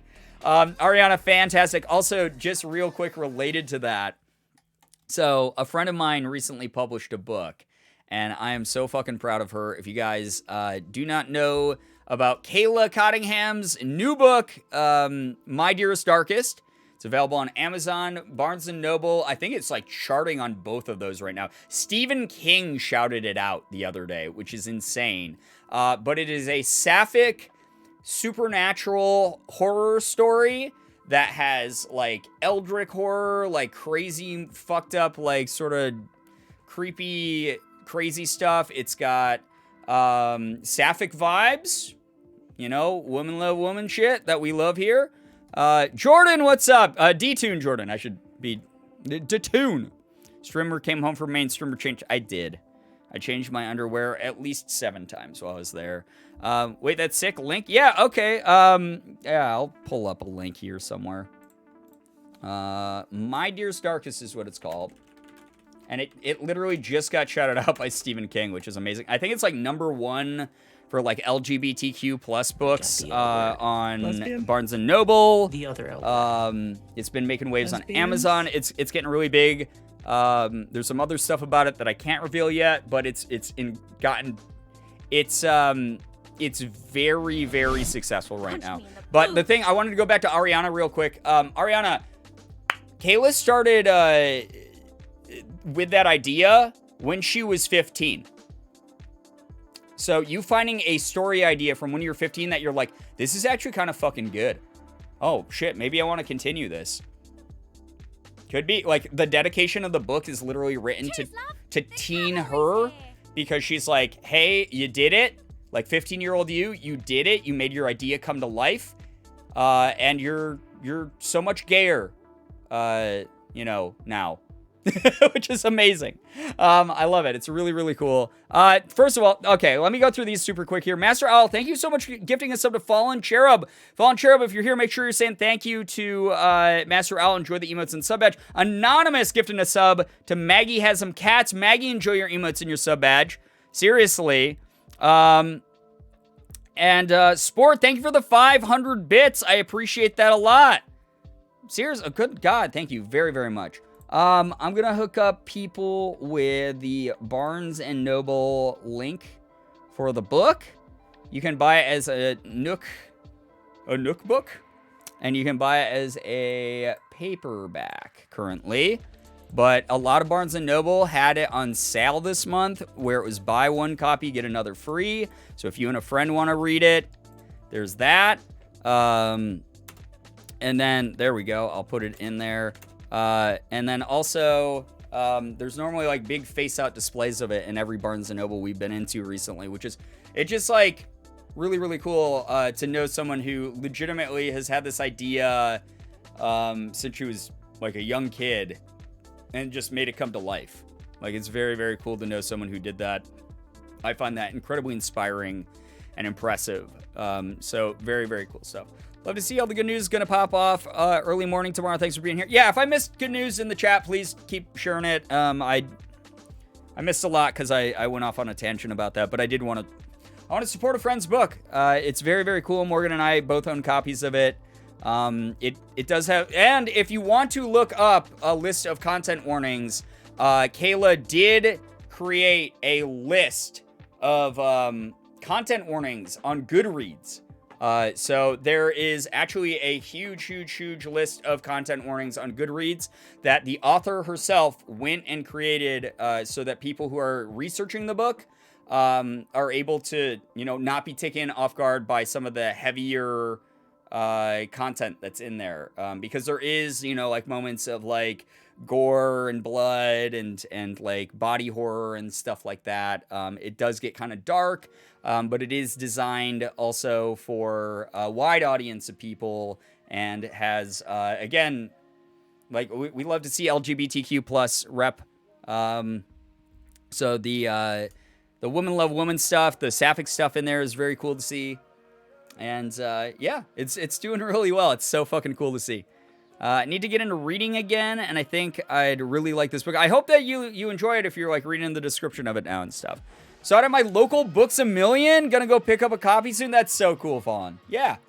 Good news, I got an 87 on a test today in a class I've been struggling. That is a great grade. Anchors Away, congrats to you. That's fucking dope. Whoa. Yeah. Only good news I got is the learning about the MCS concert reschedule. Otherwise, I'm just pooped because of 12-hour workday followed by a 9-hour day today. Well, lucky Levener, I hope that you're able to get some rest very soon. Only Barnes & Noble. Can I get it on Amazon? Yeah. Literally just use the search feature on Amazon and you can get it there as well. And yeah, thank you, Shira, for sharing the Goodreads page, because on the Goodreads page is where the content warnings are. Very cool thing to see an author of a book do as well. Good news, since I went alone to the show, I got to move up a few rows because there were seats open. Person next to me was very cool too. Since I raised my hand, they gestured for Ethan to pick me up, or to pick me. Don't know why I read that as pick me up. That's cool. That's awesome. Caught all 28 unknowns on Pokemon Arceus. That is good. That's good news right there. That's some dope stuff. Very awesome of her to list content warnings. Yeah, isn't it? Pick me up. Uppies time. Jordan, I hope you've been well. I've seen the book being promoted a lot. Definitely going to check it out. Yeah, again, it's been making waves. The fact that fucking Stephen King, the like master of horror, was like, here's a horror book worth checking out, everybody. That's a pretty big endorsement. It's pretty wild. So yeah, I read that as pick me up too. Yeah, that's just where my brain is at the moment. Like, it just, good Lord, going to somewhereville. So, is this your book? No, Sport, this is a friend of mine's book. This is someone named Kayla Cottingham. I just read a really good book called Wicked Fox. It's Shira, congrats on your book deal, by the way. No, Shira does make awesome art though. Shira makes some incredible art. It's based on Korean folklore. It's very K-drama, and this is my first experience with that genre. I'm having a really good time with it. That's awesome. Very cool. Fox is a very important animal in a lot of Korean mythologies. Hope you're well, too. I'm exhausted, dude, but I'm doing well. I'm doing very well. We got to definitely get some games in here very soon. Stephen King endorsement is cool as hell. Yeah, right? Fucking dope. Someone here is taller than 6'7" to pick me up. Please do then. No, it's not about the height. It's all about how much lower body strength you have. Pick up somebody. Brian, I'm not going to stream much longer. It's already 12:30. Yeah, I mean, it's not that much longer. Like I said, I'm not going to stream late tonight. If I stream till like 1 a.m., that's not that bad for me, you know? Shira is such a great art. Yeah, Shira's art is fucking awesome, honestly. It's God-tiered artist. Yeah, definitely goated with the sauce. If I ever say I'm writing a book, please have an intervention. Something is seriously wrong with me. I do not do words. Yeah, I would definitely question. I'd be like, hey, what's going on? Is everything okay? Someone holding you at gunpoint? That would be your tweet that went up that would alert your followers to there's something wrong. Thank you for making sure you answered my question, by the way. I really appreciate it. I'm doing my best. My brain's like not here tonight. So I'm just trying to vibe with everyone. It's just been so nice hanging out with all of you, honestly. Are we start doing it up or back to the Lego Star Wars? Not tonight, Tito. No games tonight. Just vibing, just chatty stuff. Mainly just talking about, you know, the show and tour, hanging out with people in Portland and everything like that. Brian has an Overwatch date with me after this, so we can both get unwashed before Overwatch, too. Oh, my God. Freaking, I have to be not afraid to play Tracer anymore, is what it is. I need to force the Tracer meta again in games. That's been my thing, is I'll be like, oh, God, I'll play, yeah, sure, I'll play Hit Scan this map or something. I'll play the Cowboy. or just be like the Reaper WM1 bot who kills everything. Doesn't count because I'm only good at it because I can go on autopilot. Wait. Oh, iMessage word games? Oh my God. That feels like that makes sense, Shiro. That feels like your thing that you'd be good at. iMessage games. Absolutely. So glad you love my hometown. I had a blast. It was really fun. I was kind of bummed. We were originally gonna get wait, Brian playing Overwatch? I used to be addicted to Overwatch. I gave it a break because of all the icky stuff with Blizzard, Activision.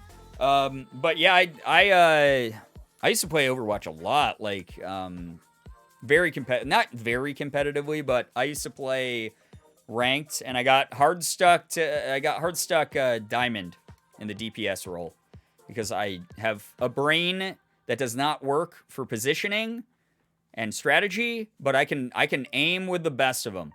You know, I'm a very good aimer, but I need a good support system. I'm playing so much Sombra and Tracer. Our Shanghai DPS duo strats are about to be sick. Seriously, though, like, I love... Dude, we can absolutely be the new dragons. Let's go, dude. Tracer was my main when I played. I was actually pretty awesome, but Overwatch got toxic for me, so I quit. It's top 3 worst gaming communities on the entire internet, as far as, like, competitive play goes. This is coming from someone who used to play MOBAs pretty regularly.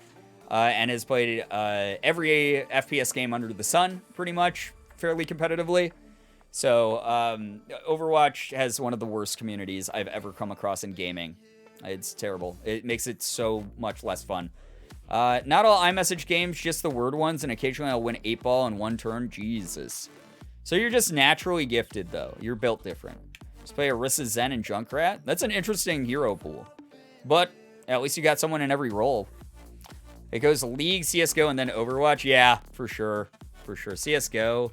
Except the thing about CSGO is it's mainly people screaming at me in Russian, so I don't care, and I just turn their mics off. And then League doesn't have voice chat. Thank fucking God.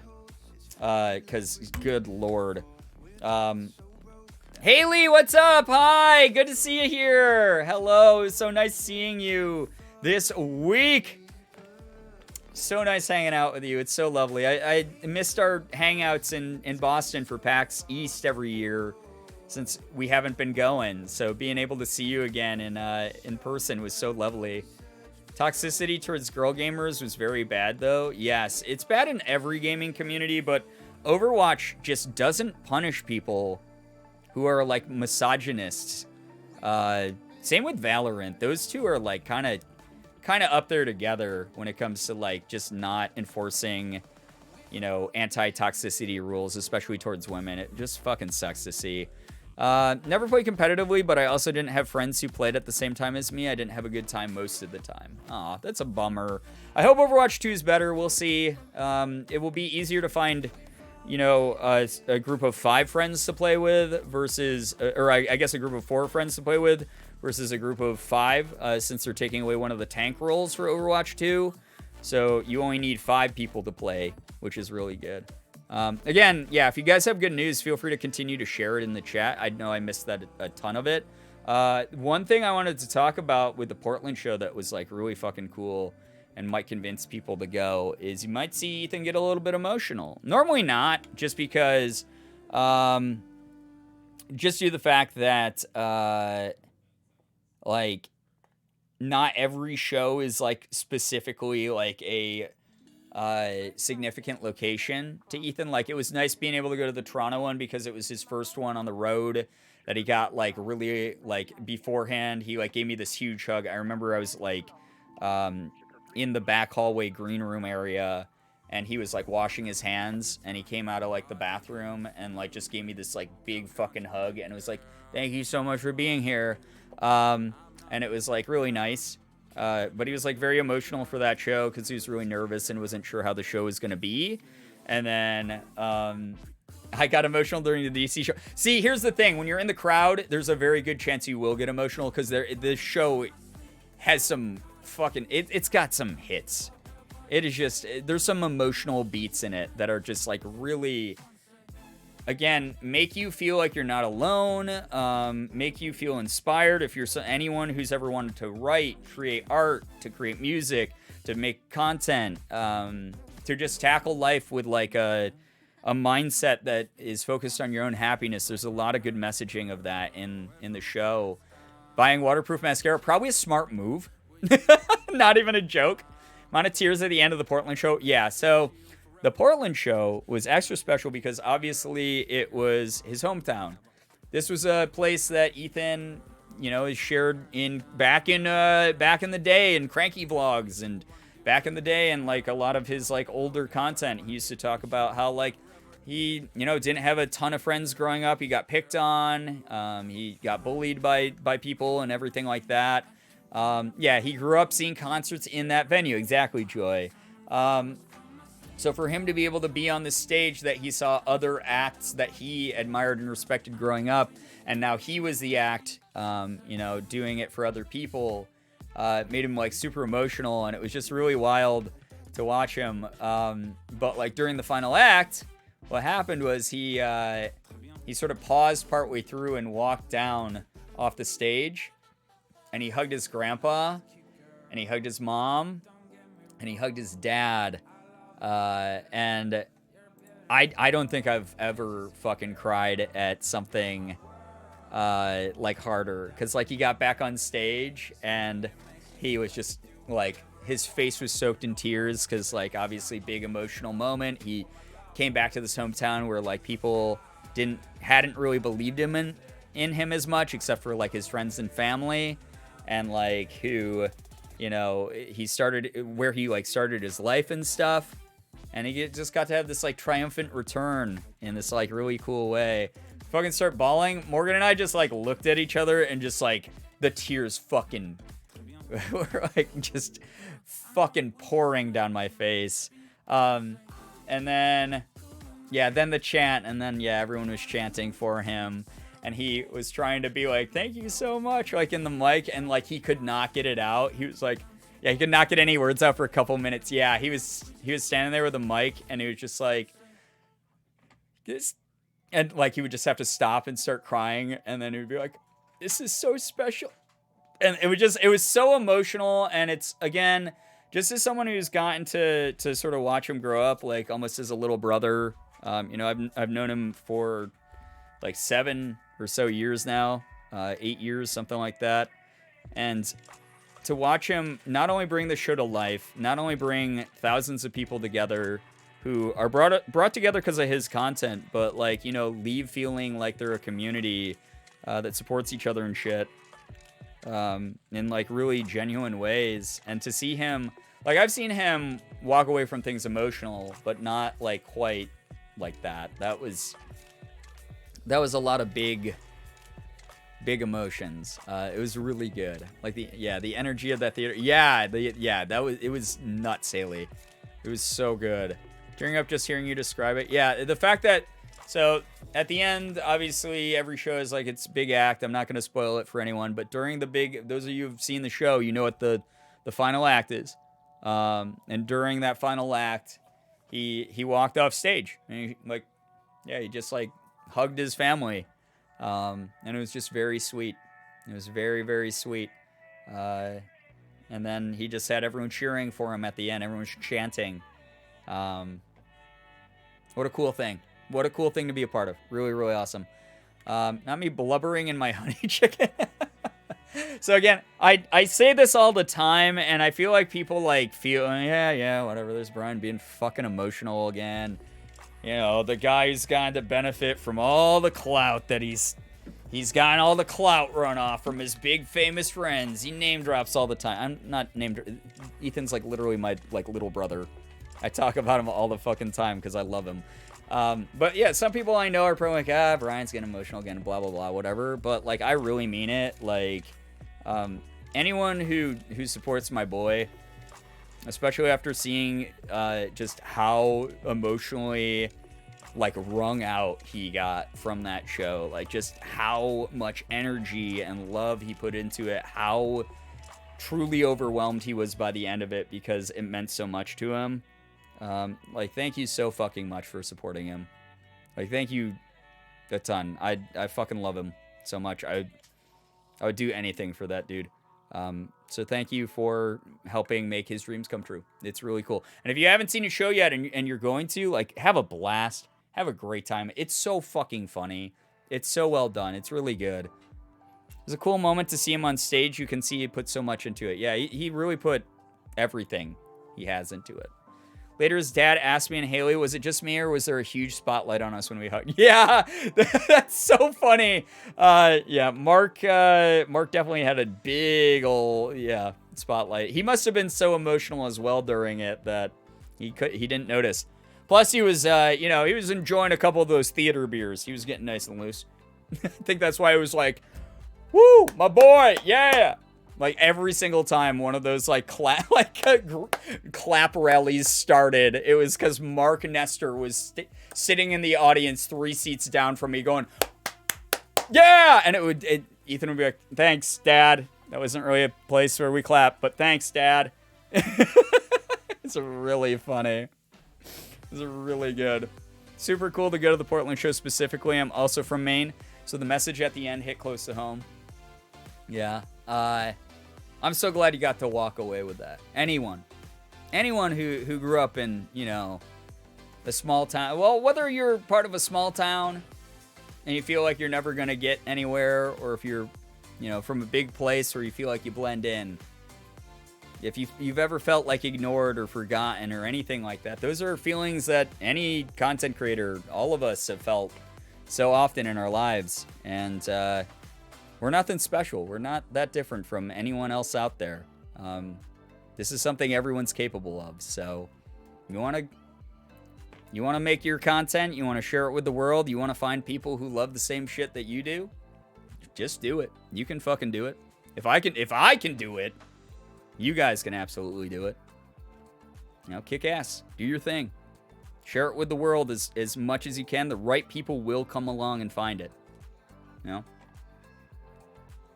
Wish I could go, but I'll be in the air by the time the show starts. I hope everyone who gets the chance to see it has a blast. Aw, bummer, Chronic. I hope that you're able to see, it in some form at some point. In a small town, move to the West Coast. Fix. If I literally wasn't traveling across the country to go to Maine, I would have loved to go to that show, but I'll settle for Seattle, and I'm hyped. Yeah, Seattle has a great venue, too. Morgan and I saw a few shows in that venue. I think we saw Sean there. And then I can't remember what else, but it's a cool venue there.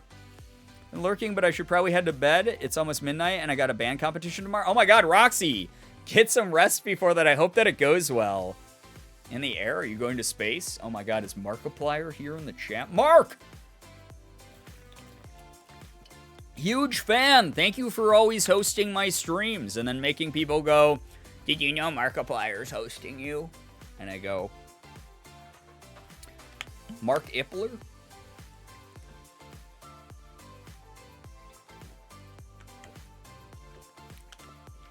You're going to England, Chronic? That's awesome. Have fun. Wait, you told us about that. That's dope.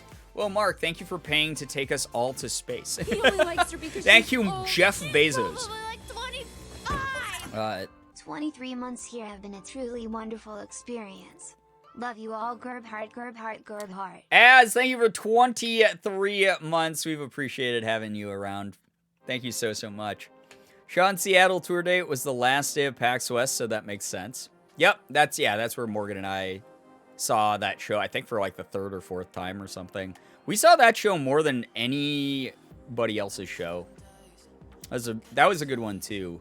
And no offense to any of the past live shows by friends that we've seen, but, and again, Ethan's show, there's something about it that has like a little bit more of a broad universal appeal. And that's not trying to directly compare them, you know, like Your Welcome tour was very much all improv comedy, goofy ensemble stuff. Sean's thing was like an interesting chronicle of like where he started and how he got to where he is. So it was almost like a biopic on stage. Ethan's is a mix of like comedy and theater and personal experiences and feelings, and it's very hard to describe it. I think the people who have compared it to Bo Burnham's Inside definitely are on the right track as far as the comparison goes.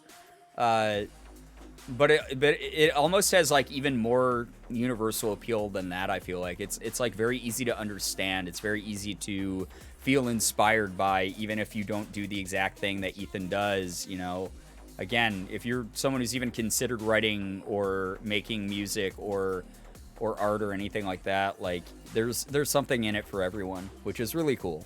Sadly, the show will be done before I get back, but if he ever does another show in the future, you know I'll be there. Hell yeah. Hell yeah. Did you see it in Boston? I did not see it in Boston. We were considering doing the Boston show and then taking the train into Portland and then staying with Ethan. But we were just like, no. Like, I have to do work. I have so much work that I have to do, so. And it's nice because, so I'm getting back and I have to, like, clear out a pretty backed up work email inbox, but I don't, because Konami, my Konami contract just ended. I just finished all the work for that, which is really nice. By the way, I hope people here got the opportunity to, you only have a couple hours left to enter the giveaway for the Nintendo Switch and the games and stuff. But that's over. So now I sort of have a little bit more of an open schedule until next month, where I have another out-of-town thing that I have to go to, but will be really different and really fun. But I'm exhausted. First glance, I thought you had a crowbar in your hand. It's in case anyone here starts being bad. Don't listen to me when I ask you to do things. Also, incredible music. His voice is damn good. Yeah, Ethan has a great voice, actually. You go giveaways soon, right? Yeah, it's ending at like 2:59 a.m. my time. So in like 2 hours. Sally, I'll never see a show unless he undertakes a European tour. I mean, who knows how... I like this tour's doing pretty well. Who knows what the future holds. Just remembered how a couple I befriended got called out, no spoilers, and I was so confused why they traveled so far for it when there was a different show a lot closer the night before. It's pretty funny. Is it US only? I don't know, because I didn't set up the competition. Not competition, the contest. Or the giveaway. It's not even a contest. It's just a fucking giveaway. What am I talking about? I didn't set up anything with it, but I'm pretty sure it's US only. I'm so sorry if it is. If it's not, then That's awesome, but it might be. Sorry, I don't know the rules off the top of my head. I told Konami when we were setting it up, I was like, I don't want anything to do with it, honestly. Like, I was like, I will promote it, but the, like, legal side, the rules, the time frame that it's going to be in, the winners being picked, I don't want to have any part in that, because I don't want to have to coordinate the communication of it, or collect people's personal information. That always makes me really uncomfortable, so, I don't know anything about it. I'm so sorry. I just know that I hope someone from this community wins. I want one of you to get the OLED, the OLED Switch. I think that would be neat. Yo, Brookie, what's up? Good to see you here. But yeah, I don't know any of the rules. I'm so sorry. Website for the giveaway. There's a tweet that I put out last night, actually, if you go to my Twitter feed, that will show you how to enter it. I'll be meeting Kia and chat at my show. Oh, I love that. The fact this show has also created so many new friends is so beautiful. Yeah, like I was saying before, I love that so many members of our community are meeting each other, either for the first time or because you previously knew each other. You have the opportunity to meet up in person again at a cool thing that is like tangentially related to our community. I love that. So many people at the shows have been wearing my merch. I've met so many more fans at these shows than I thought I was going to. I got to meet all of, Ethan's mods, and some of who are fans from this community from a long time ago, who I've met. Some of them who I've met before, some who I haven't. The fact that I got to meet them in any way, shape, or form is just so lovely, and I got to spend, like, actual meaningful time with a bunch of them, which was really, really cool. So, yeah. Just can't wait to see his show. I relate heavily with Mark and Sean in various ways, both emotionally and with life stuff. I feel like I relate a bit more to Ethan given his age, some of his life stuff, and why he started his channel. I feel like your show is going to hit me really hard. Yeah, again, like, it's a very interesting show because where Sean's show talks a lot about his past and where he's been to get to where he is now, and is, again, sort of almost like a theater version of, like, a biopic. Ethan's show it almost has, like, a timeless feel to it. I don't want to spoil anything. I don't want to get into details too much. But it's a lot more generally relatable. And it does stick with you, like, a lot, which is really cool. Yo, thank you so much, Shira, for sharing the giveaway link is there in the chat. Shira just put it in there for anyone who's looking for it. So thank you so much for doing that, Shira. Time for work. Yo, Az, have a good work day. Curb tour when? It's funny, because after the Toronto show, Ethan and I were, like, hanging out, and he's like, when's your tour, mister? When are you gonna make a show? And it's like, listen, I don't know if that's ever gonna happen. We'll see. I would love it, but we have a community a fraction of the size of Ethan or Mark or Sean or anyone like that who even they can't sell out every venue. I would love to do something like that at some point in my life, but there's no real guarantee I can get there. So I'm just going to work the hardest I can and see where I do go, So me, when I do mod things every once in a while. Med check if you usually take a med. Yo, Silver, thank you so much for the med check for chat. You're someone who needs vitamins, supplements, meds, etc. And you forgot to take them today. Please unforget now. Take your meds. Still up in the air if I can make it to the Oregon show, but I really hope I can. It's so nice hearing how much everyone has been enjoying the show and meeting other people from the community there. Yeah, it's been so lovely to know that a lot of people walk away from the show with friends. A big thing, a lot of people have been going like, oh, I'm going to, like, this place for the show, and I don't know anyone, and I don't have any friends going, and I'm nervous. And then they'll be like, well, the show was awesome. Like the next day, they'll be like, the show was awesome. And I met, like, other members of the community there. Now, like, this person and this person and me, we're gonna, like, meet up for lunch next week because, like, we found out we're from the same, like, city and, like, we got to meet in person. I love that. I love that that's happened in this community. I told you guys that years ago about conventions. I fucking love conventions because what happens is there's always a bunch of nervous people in the chat who are like, oh, I'm going to Boston and I don't know anybody. Oh, no, I'm so nervous. And then, like, you become like, people will then show up in the chat, like, a week later and be like, me and this person are best friends now.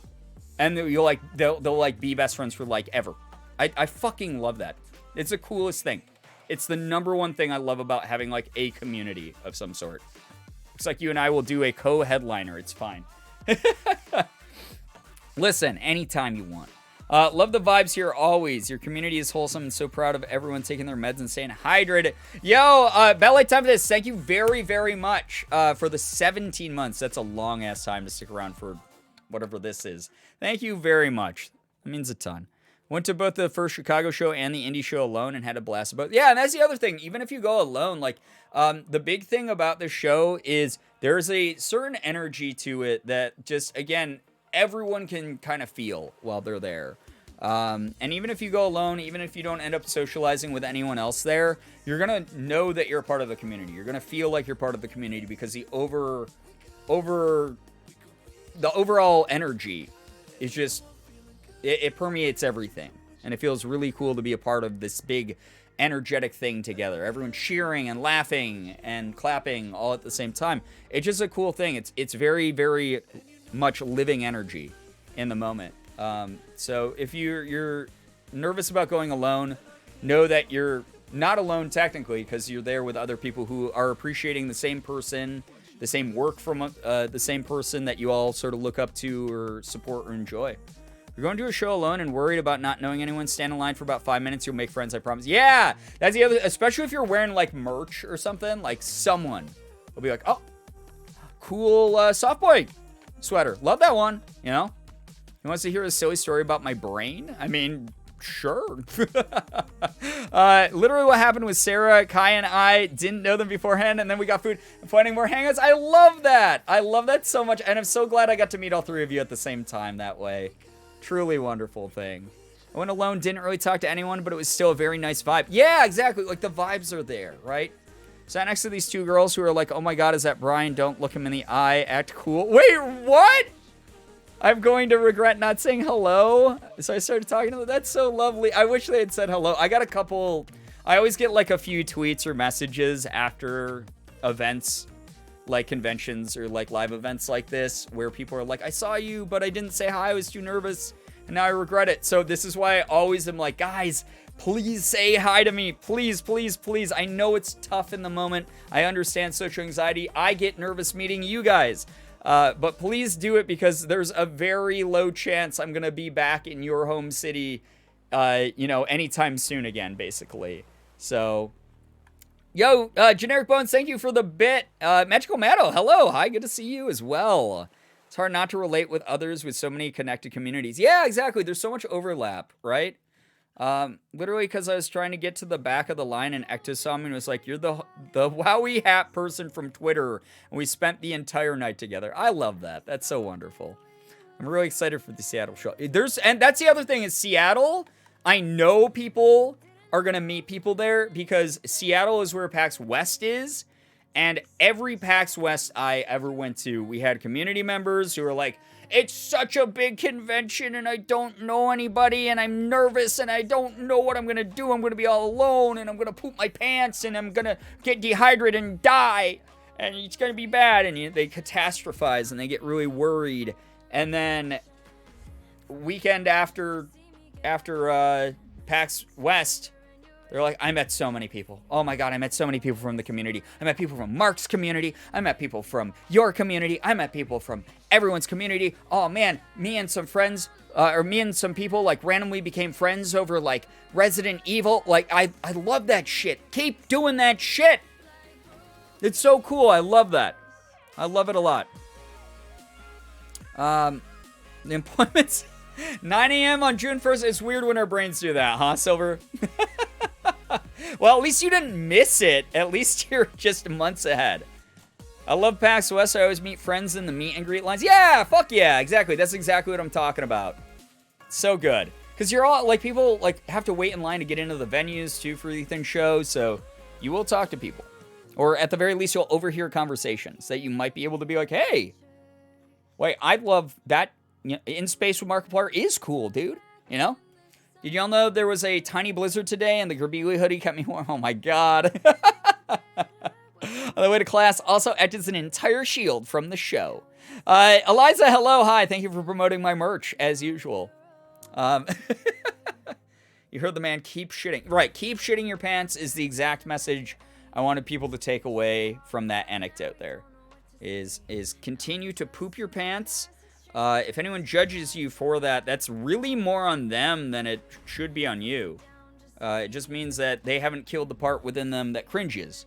And you are ascended compared to them. It's 1 a.m. I gotta go do a snooze. Yo, take care, Joy. It was so lovely seeing you again. Thanks for going live so early. Hey, you know... I know we talked about me going live earlier. I didn't say it was gonna happen right away. Yeah, I promise you, it will be there, okay? It will be there. Those early streams will be there for you.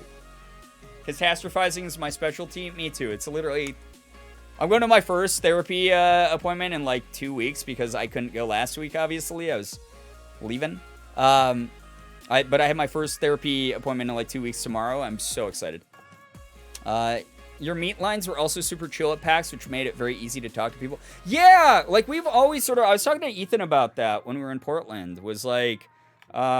just talking about, like, this community's been so chill. Like, everyone's always so nice to each other. There's been, like, moments where there's been some weird drama here and there, but it's, like, nothing that's, like, so overbearing. Me and the mod team haven't been able to, like, take care of it fairly quickly and make sure that everyone is, like, hey, things are taken care of. We're all good. Everyone's safe and fine. It's all right. It's been very few times we had, like, intervened to the point where we've kicked out people from the community. And obviously, like, there are always going to be moments where if someone crosses a line so egregious that, like, we're like, all right, we're done with you, goodbye. But it's happened so infrequently over the years, I can probably list off every single time it's happened. I won't name names, but a couple of the other mods were telling me how they didn't talk to you much, even while we were in a group, because they were afraid you didn't like them. Wait, what? Brian is the least likely person to dislike you, I promise. That's so funny. I wonder why I give off that vibe. I mean, I know I talked to Charlie and Amy about it because they're literally the reason I started working on becoming a little bit more personable. Because I used to come across, for those who are, again, going all the way back, talking about, 2017, 2018 stan culture. Different fucking time in the world. Different time on the internet. I definitely used to be, like, a lot more harsh and nasty to people online. Like, if someone annoyed me, I'd be like, wow, you're fucking smart. You know, like, I would cut people down. And part of it was I was like, I'm not mad at that person. I'm just a naturally sarcastic, dry human being. But I remember it was probably, like, 2018. I even, like, retold this fucking story to Amy. Because I was like, oh my god, like, Amy, you are the reason I changed why, like, Charlie and Amy specifically, and you, Shira, you and some of the other mod team as well over the years helped me with this as well. But literally me before the after party, I was so scared. No, Jordan, you were so wonderful to talk to. I loved hanging out with you. Like, Morgan and I on the ride back to home yesterday, we're gushing about you. Like, you are awesome. It's so fun to be able to hang out with you. Nothing that you had done. I just kept asking why. They were like, I don't know. I just think Brian hates me. That's so weird. Why? I hate so few people. There's very few people. Like, I hate, like, Ben Shapiro. Like, if Ben Shapiro, like, suddenly disappeared and no one could find him, and Ben Shapiro's family was, like, panicking and were, like, crying on national TV, like, we can't find him! Where's our poor baby boy Benny? Like, I'd be like, I literally don't care. This actually makes me really happy. I'm gonna, like make a bunch of fart jokes today, because, like, this is not affecting me in a way. But, like, there's outside of, I don't, like, hate people. Like, it's very hard to get me to hate someone, especially if you're someone in my own community. Like, if you're someone who's, like, doing your fucking best and maybe you make, like, you know, mistakes now and then and, you know, make me, like, be like, hey, can you not do that? Like, chill. Like, I don't hate you still. I'm just more like, hey, let's cut it. Let's cut back on the coming in someone's eyeball jokes or something. Like, hey, we're getting to an uncomfortable territory. Like shit like that. You know, like, I will set a boundary if it needs to happen. I don't know why I went with that example. Happy 420, everybody. I'm high as a kite. I'm Jesus. But yeah, it's one of those things. It takes a lot for me to like dislike someone, if I'm gonna be honest. Like there's people I'm like, I don't care to learn about them because I just don't care. I just like find them like uninteresting or annoying, but I don't hate them. I very few people. Jonesyverse, hello, hi, Jonesy. It's so good to see you. Thank you so much for the raid. I hope you had a lovely stream. Thank you so much. What were you up to tonight? Welcome. We're just doing a just chatting stream tonight. We're vibing. I'm very tired because I drove for 9 hours to get home yesterday. And I've just been exhausted all day. A lot of socialization this week. But it was very good stuff. Thank you very, very much for joining. By the way, Raiders, hello, hi, my name is Brian. Minecraft Hardcore? Nice! God. I'm bad at Minecraft. I haven't played Minecraft in a long time. I'd love to start doing that again. But hello, hi, my name is Brian. I'm a full-time Twitch partner, YouTuber, voice actor, you name it. I do a bunch of shit. Play AAA games all the way down to, you know, just chatting streams and Pokemon card openings, cosplay, stuff like that.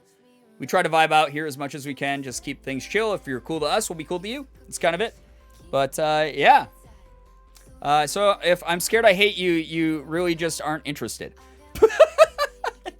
It's not even that. No, don't equate that either. Jenna, hello, hi, welcome to the stream. So nice to have you here. Oh my God, thank you so much, Silver Mirror, for the gifted sub to Generic Bones. Generic Bones, enjoy the emotes in the sub batch. Make sure you're saying thank you. Enjoy all that. Thank you to everyone who's gifted subs tonight. It's been a very kind, very, very generous welcome back. Thank you for all the donations, the bits. Everyone's really sweet. Brian hates chat. What else is new? Now, we're talking about how I was hanging out with a bunch of Ethan's mods, many who have been fans of mine for years. And we were even at this like private after party during part of the trip. And some of them didn't talk to me a bunch because they didn't think that I liked them. And I was like, I don't know why you would think I would hate you. I literally don't like hate anybody. I'm very laid back. I hope that the chats that we had during the after party helped switch people's minds, though, Shira. Where, like, people were like, oh, no, Brian's just a silly, funny, goofy person. It's funny you get so shocked that people are afraid you hate them when half of us have anxiety. That's true, but that's my thing, is I just assume half of my own fan base is bored of me all the time. Because I have horrible anxiety. I will be like, oh, numbers are down this month because I suck. Not like... It's never like, they're not giving me enough. You guys we need to get the viewer numbers up because I only thrive on numbers and you're not doing enough. It's never back on the community. It's literally always okay, what can I do that's interesting? I must have grown stagnant. I'm boring. I am a shitty creator. God, I suck. You know, like that's my mindset when like numbers get really down and stuff. So I have the same thing. I just assume like half the people who follow me dislike me and like hate watch me. I just beat the Ender Dragon, got an Elytra for the first time. I don't know what that is. I've literally never beaten the Ender Dragon. Finally starting to feel like a true Minecraft gamer. More of one than I am. Anxiety to anxiety communication. Yeah, shares are a little low. Wait, do people really, does the mod team still think I dislike them? That would be so fucking silly. Please don't. Good lord. Oh, you're holding a whip right now? Yeah, I'm a Belmont. I'm here to kill Dracula. No? I'm from Castlevania. I hate watching intensity. Wait. Hate watching intensifies. Oh my god. Hi, chat. Brian Cactus Friends, hello. My thing, but again, yeah, that's never back on the community. That's more of like I have to do better. Like, I'm always striving to do better and to do more because I'm like, I can't stop. I can't get to a point where I'm boring. I don't want to appear boring. I don't want people to think I'm uninteresting and useless and stupid and bad and stuff. And again, part of that is like just shit I have to work on in therapy, which I do. But it never goes back on the community. It's like I've said this story a million times before. Like, there were creators back in the Wild West of YouTube when no one really knew what proper etiquette was, who would be like, Numbers on my most recent YouTube video are low. God, it would be nice to have a community that, like, actually gave a shit more and, like, would, like, watch my stuff. Why do I spend hours editing stuff if people aren't even gonna watch it? And it's like, dude, you have, like, 200,000 subscribers. Why are you being a dick face? You could have 0 views. No one owes you the time given to your Twitch streams or your YouTube things. And I think I'm just, like, really hyper aware of that. Is none of you have to be here. If I didn't want to, like, you know, like, if I, like, just because I make something and share it on the internet does not mean other people have to watch it. No one has to give a shit about me. The fact that any of you do means the fucking world. It's really, really cool. I appreciate that more than anything. So we all just have imposter syndrome. Yeah, I guess so. Can't hate you. I thought you hated me. Infinite loop. Yeah. Alpha the Withered. Take care. Thank you so much for dropping by. And Silver, thank you so much for gifting a sub to Alpha. Alpha, if you're still here for that, make sure you're saying thanks to Silver. Enjoy the emotes. Enjoy the sub badge. Thank you so much for joining our little community here. Appreciate that. Wait, did no one else sign the Girbeagly viewership contract? I gotta head out to bed sadly because of work. Yo, Haley, take care again. It was so lovely seeing you. I can't wait for the next time that we get to hang out in person. You're wonderful. People say things like that. It's so ridiculous that a question crosses my mind if it's satire or not. But then, yikes. Yeah, the guy who I'm quoting who said that stuff back in the day turned out to be an awful person that, like, went to jail because of a crime he committed. So, kind of shows. But to a less extreme degree, there are definitely people who, like, put the onus on their communities where it's not like, oh, I understand you're people who have things going on in your life like school and work and, like, just personal, you know, hobbies of your own or whatever, or just are busy because literally fucking every human being gets busy at some point. Instead of being understanding about that and, like, maybe, oh, that's, you know, that's why views are low in this video, they would go, am I the only one putting effort in this community as a creator that you guys beg me to play this game and then none of you watch it? It's like, yo, I get that gets frustrating, but bro, like, literally you are asking for more than you deserve. Like, just what a dick thing to do. So, like, it's never that mentality with me. It always comes back on myself where I'm like, that video probably didn't do as well as I thought it was gonna because, like, I didn't, like, do good enough work. Or people are just really busy right now. It just happens. But, like, I hope someday I'm one of those, like, you know, YouTubers that, like, people, like, drop things to, like, watch my stuff. Like, that'd be cool to be. But, like, just because I'm not that right now, it doesn't mean I don't appreciate what I already have. Like, I'm very hyper aware that I have the privilege and the ability to be a full-time creator, literally just being a fucking moron on the internet because of everyone here. Like, all of you are fantastic. So I hate very few people. I am very aware that this community has done more for me than I could ever do for any of you. But I hope that the exchange is worth it to some degree for some of you. But yeah, Vero, what's up? Good to see you here. Hello, hi, welcome to the stream. But yeah, I forgot why the hell I was even talking about any of the... Oh, the mods. Yeah, I hope none of the mods actually think that I hate them anymore. It takes too much effort to hate people when it's not necessary. Right, I get exhausted from drama. I get exhausted from getting involved with hatred and holding grudges. Holy shit, I am so tired of it. Obviously, when an egregious line is crossed, when someone's like a bigot or something, like, fuck that person forever. I hope that they, you know, step on 1,000 thumbtacks. But overall, like, I don't care about, like, small slights or people being annoying. Like, I'll call people out, but I'm not gonna, like, make it my personality to be angry and hateful and shit, you know? Like, that's just bizarre. I have good news, I'm running my first TTRPG game, and it's based on Cyberpunk. Yo, have fun! Very cool. A lot in that universe to explore. Vicky GGG, thank you so much for the raid. I hope that you had a lovely stream. What were you up to? Raiders, if you're new here, my name's Brian. I'm a full-time Twitch partner, YouTuber, voice actor, etc. We do everything from AAA games to indie games to cosplay and opening Pokemon cards. We just do a little bit of everything here. Thank you so much for joining us. But, yeah.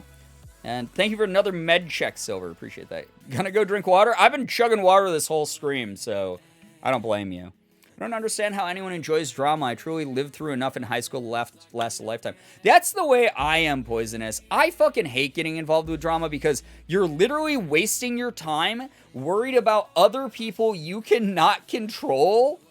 What's the point, yo? At the end of the day, it's normally so fucking petty. It doesn't make any sort of lasting impact for your life or the other person's life. Even if you win drama, you don't win. You just wasted time looking like a dumbass to everyone watching from the outside. Like, yeah, the block button is the key to inner peace. Yeah, just block people and go. Don't waste your time. Go do something that makes you happy. It's so fucking easy to do instead of getting tangled up in like a bunch of petty shit. I like theater drama. I hate people drama. I can't deal with it. Yeah, feel you on that one, Beans. Good news, we got new members in my Minecraft realms. Dope. Got a spider and a zombie and put them in glass bottles. One named Jeff, the other's Poggers. Nice. Bella, hello. Just woke up from an accidental nap. Oh my god, you worked so hard. Bella, get some rest. Bella, were you one of the mods that thought that I hated you? Shira is outing people in the mod crew about like, oh, that person didn't want to talk to Brian because they thought that Brian disliked them. I don't dislike like anybody. It's very hard to make me dislike you. Very hard for me to hate. Even harder to make me hate people. Like for real, for real. I left my water bottle at someone's someone's apartment in Portland, so I've been dehydrated. Oh no, that's the worst. You're gonna ship it to me? Oh. Well, I'm glad that you'll get it back eventually. Bella was not one of them. There are two others I have in mind other than Jordan. I have guesses on who they were. Yeah, hashtag quote win drama. Yeah, no one wins drama. You're just the vindicated asshole in the situation most of the time. Not reveal them, but if you guess right, I will say yes. Nick and Ava or Sophie? I'm gonna go with I was gonna say Ava. Ava and I have probably had the least amount of communication between us, but Ava is such a lovely human being. Like, genuinely just a nice human being. And Nick. I knew it was Nick because Nick, like, told me that they were nervous to talk to me. Drama literally makes no sense to me. I literally had someone text me like 2 years later trying to start up old drama, and I'm just sitting here like, bro, grow up. Yeah, that's the best way to be, Cactus French. It's just like, all right, I'm going to move on from this. They can stay stuck on this. If that's what eats them up the rest of their life, they wasted the one life that they get, you know, like on this like blue marble circling the sun. Let them do that. You get to move on and find greener pastures, you know? It's very easy. Time for an early bedtime for me. Sport, thank you for all your support tonight. Please go get some good rest. Nailed it. Oh my god. See, I can read people. And here's the thing, is Ava seems like really shy. Nick seems like someone who, like, again, those are the two, probably out of all the mods, those are the two I had the least amount of communication with. So I don't know why they thought I hated them. Again, oh, I never finished that fucking story. Maybe this is why they thought I hated them. But here's the thing, is I don't hate anyone. Even back then, I didn't hate people in, like, 2017, 2018. I was just, like, kind of rude when people would be, like, rude or annoying to me. Like, if I'd be like, hey, you know, like, my cat's throwing up and I'm really worried about them. And they'd be like, have your cat puke on your head, haha. Like, I'd write, like, hey, shut the hell up, like, back to people and stuff back then. And 2017 and 2018, I probably had the most active community and fan base we've ever had here. I was like going back through some old tweets the other day, and like I was regularly, you know, getting a lot more like interactions on things on social media and stuff, which is fair because like the world hadn't yet caught on fire the way it is right now, and it was just a different time. And 2017, 2018 Standum especially was an experience. So the big thing is like, I was a little bit harsher in some of my, like, sarcasm towards people, and it didn't always read right. Sometimes it was genuinely just meant to be funny, and I just end up offending someone else. I have ADHD. I'm neurodivergent. It's hard for me to read those situations sometimes. It's something I've worked very hard on. But what kicked it off was back then, Shira, Amy, Charlie, a whole bunch of the old mods from back then. Actually, some of you directly approached me about it, and they were like, hey, you like come off like a little bit like fucking harsh. Yeah, yeah. Hey, right. It's hard to convey on the interwebs. Exactly, Jenna. Like, I was trying to be sassy most of the time, not actually, like, mean. And it would come across as mean. And I wasn't realizing that because, like, I was, you know, I'm a silly, you know. I think I found you on here in 2017. Oh, my God. Kia, it's been wonderful having you here. But, yeah, I was trying to be sassy, and it would just come off as me being a dick, basically. 2017 stan culture was definitely one of the experiences ever. It sure was. I kind of miss 2016, 2018 YouTube and Twitch. I kind of do too at times. I won't lie. And here's the thing. People from that era, I thought some of you, especially those of you who were teens back then, I thought some of you were bad then. Stan culture's changed a lot. Now I'm like fucking afraid of teenagers. I don't want to get into like a fight with a 16-year-old online. A, I'm way too old for that. And B, they'd probably like... I don't know, like, go out and, like, murder everyone I love and then, like, feed them to me in a pie because they're feral now. Omega, hello, hi! But it was one of those things where, like, I remember I told Amy this during the trip, but I was like, Amy, I remember I made, like, a mean reply to someone online, and Amy subtweeted me. And I follow Amy on Twitter, and it was like, just because you have a psych degree and worked in psychology doesn't mean that you can, like, psychologically abuse someone else or something like that. Or, like, that you're better than other people or smarter than other people. Or it was something along those lines. And I was like, I'm a fucking asshole. And I, like, internalized that forever. Like, that moment, I was like, oh my God, someone that, like, has been in my community for years that I think is wonderful thinks that I'm an asshole. And it was, like, what got the ball rolling on me being like, I'm going to look at how I interact with people a little bit better. Obviously, again, if someone crosses a line and is just, like, egregiously hateful, like, I'll occasionally, like, see, like, a trending tweet by, like, a transphobe or something, and I'll be like, hey, dude, you fucking blow, and everyone in your life hates you, and your funeral's gonna be completely empty, because people will be glad that you're gone. You know, like, I'll say stuff like that to, like, bigots, but I don't go after, like, people in my own community like that anymore. Like, every now and then, like, you know, our jokes get, like, a little bit, like, dry and sassy, and, like, we've definitely had those moments where we're like, hey, guys, like, let's learn more about tone tags now, or whatever, and that's been really good. But there's still, like, that open communication, and it's never done in bad faith. It's never done with bad energy. But back then, it was, like, a lot easier, I think, for people to misconstrue what I said, because I had less filters about that kind of thing. And again, I honestly, if anything, I want to thank, like, you know, people like Amy and Charlie and Shira and all the people from back then for helping me figure out how to just navigate. It's hard when there's this many people who want to talk to you all the time. It's fucking hard not to slip up, and I will slip up again. It will happen. It will genuinely, definitely happen. It will happen to every creator that you follow and like. It will just happen. It will happen between you and your friends. Miscommunication happens. It will definitely happen. There will be slip ups. But I'm just really happy that I've always been given more chances to try and fix things and be better and improve. So yeah.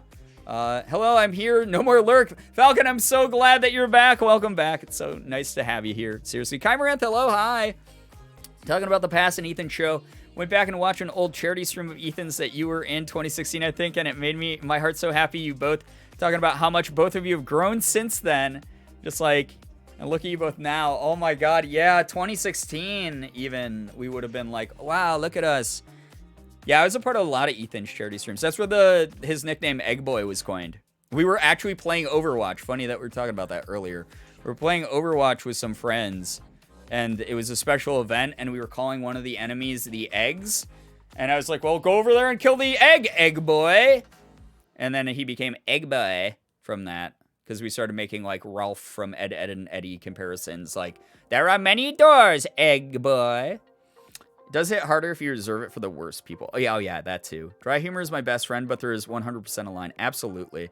Yeah, but that exactly. So sure, Yeah, like, that would be a reason I would assume that some of the, even the old mods, people who have been in the community for years would think that I, like, dislike them in any kind of way, because I might have been, like, harsh in some of my social media responses. And text also never comes across the right way. I've had people who are just like, yeah, I'll see your tweets and it won't have anything, like, mean or aggressive in it, but for some reason I just feel like it was written aggressively. I'll be like, what are you... I was saying, like, I love my cat Sig and I was petting his belly. What are you talking about? So confused.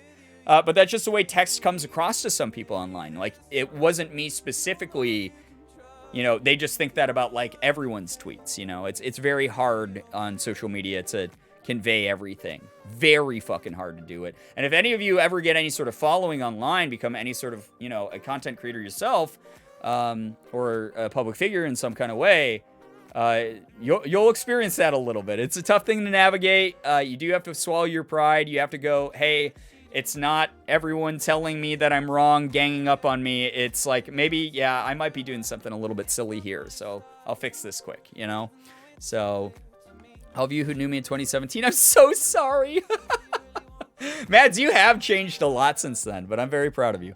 2017 Stan Twitter was like, let's make a group chat with 278 people, yeah! Dedicate the entire thing to this one joke, and then have the group chat die by 6:31 p.m. on the same day it was made. So unbelievably accurate, Ariana.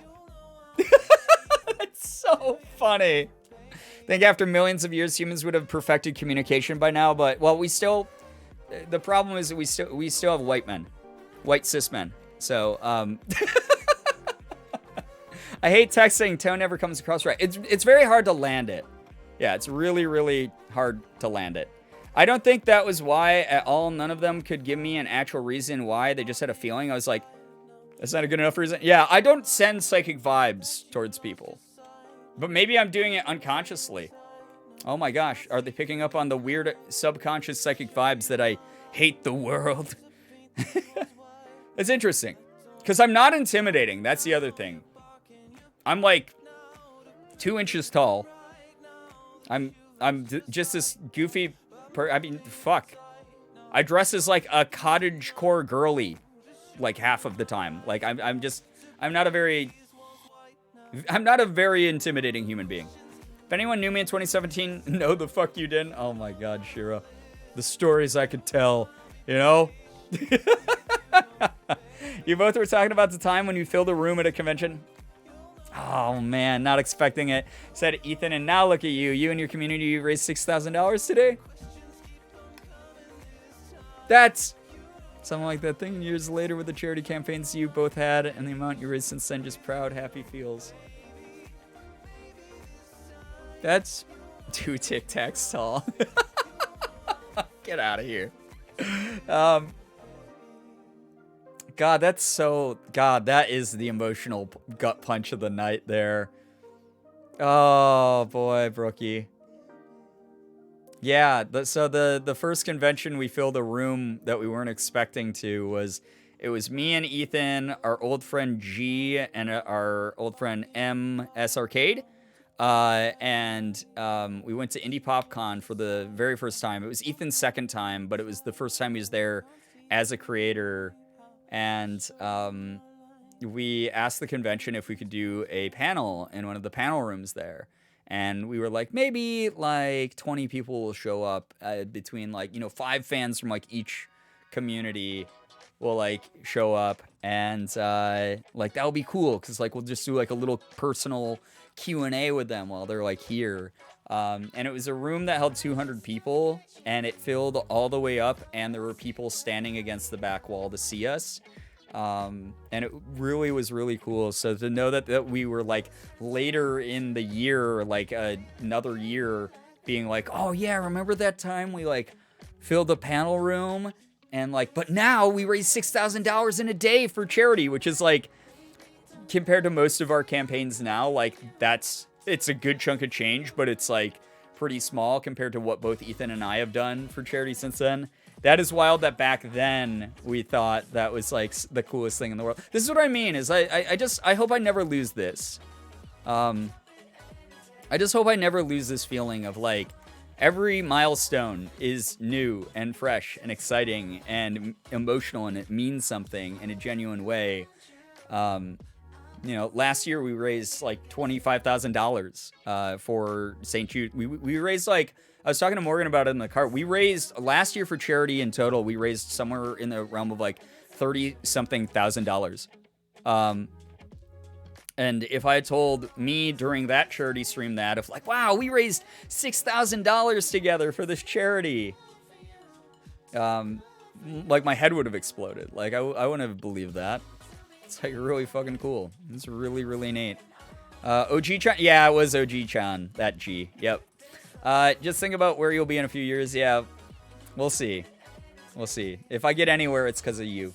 All of you. You know, the community has grown and leveled off and dipped a little and rose again and done all sorts of things. And throughout it all, I hope that I'm improving as a creator and a person, and just very excited. Very, very excited to see what the future brings. But even thinking about like back then, like the that first panel room that we filled, like that was such a special memory that will. And then afterwards, like we weren't supposed to do a signing, but people kept coming up and asking us to sign things at that convention. So the convention hooked us up with a table right outside of the panel room, and we did like this impromptu informal signing where people just like lined up against the wall and came up and like had us like sign posters and badges and stuff and take pictures. And it was really cool. It was really, really neat. And it was the first time I'd ever experienced it to that level before. Where it wasn't like I was just like hanging out with like Mark at a convention and someone was like, oh, hey, I think I know you're Girbeagly, right? Like it was like people were like there for us specifically. And that was like really cool. So like to think back to that, like, you know, I get blown away when people want to meet me now. To think back to that, where it was like an earlier experience that I still was appreciative of. I hope that comes through. I hope that it doesn't just sound like I've rehearsed this a bunch, or like I hope that people know like these moments, like they mean the world to me. There's definitely creators who like get a little bit burnt out and they'll be like, oh, you know, like I do love my fans, but like every time I meet fans, like it's the same thing, and like, oh man, like, you know, every convention's the same, or like every event's the same, whatever. It never feels that way to me. Like, yeah, I get tired, you know, my social battery gets drained and stuff, but like, every time we raise money for a good cause, or we get like a joke that the whole community gets in on and it becomes like a ongoing meme for like years, or people come out to panels and signings and stuff, like, it's just one of the fucking coolest things in the world. Yeah, I don't know. It's just so cool. Thank you for letting me have any of these experiences. It's just really dope. It's really cool. Can't get emotional right now. I'm at work. I'm not going to cry in front of my boss. My dad came out to me, my mom, and my siblings in 2016, and it was the hardest thing for him to do. I understand why it was tough. We were all just like, okay, cool, we love you. And then we went to see a musical. It was great. That's awesome. That's a very, very nice story. Very, very cool. I enjoy going back, watching old videos and streams of people I watch. And there's one that I watch that fully puts into perspective how much a creator has grown. I love it so much. I love finding those videos too. Yeah, I love when there's like moments where it's like I'll go back when I'm feeling like a little bit down or unmotivated, and I'll be like, whoa, this is like my video for like, where I'm like, hey, you know, hey there guys and girls, it's Girbeagly, and we just hit 2,000 subs. Like, that's like fucking crazy, dude. I love that a lot. Thank you for creating the space for us. Yo, you're the ones who created the space. I'm just one person. You saw me, this absolute fucking weirdo goofball hanging out on the internet, and you formed the space around me. You filled it up with the energy and the good vibes that we got going. You're the ones who did it. Your first video, now that's one that can stay buried. The first video. Oh, God. All right, here's a different type of inspiration. I know I always make the fucking jokes about, if I can do it, anyone can do it type of thing. But holy shit, if you're ever doubting yourself as a creator, I don't know what I'm doing. Oh God, what if my YouTube never grows? I want my Twitch stream to get better. Go to my YouTube channel and watch my very first YouTube video. I keep those things up for posterity. Am I embarrassed as hell about them? Do I cringe into my own asshole until I turn inside out because of that kind of stuff? Yes. But that said, I keep that stuff up publicly so other people, including myself, can reflect on that kind of growth. Things have changed so much since then.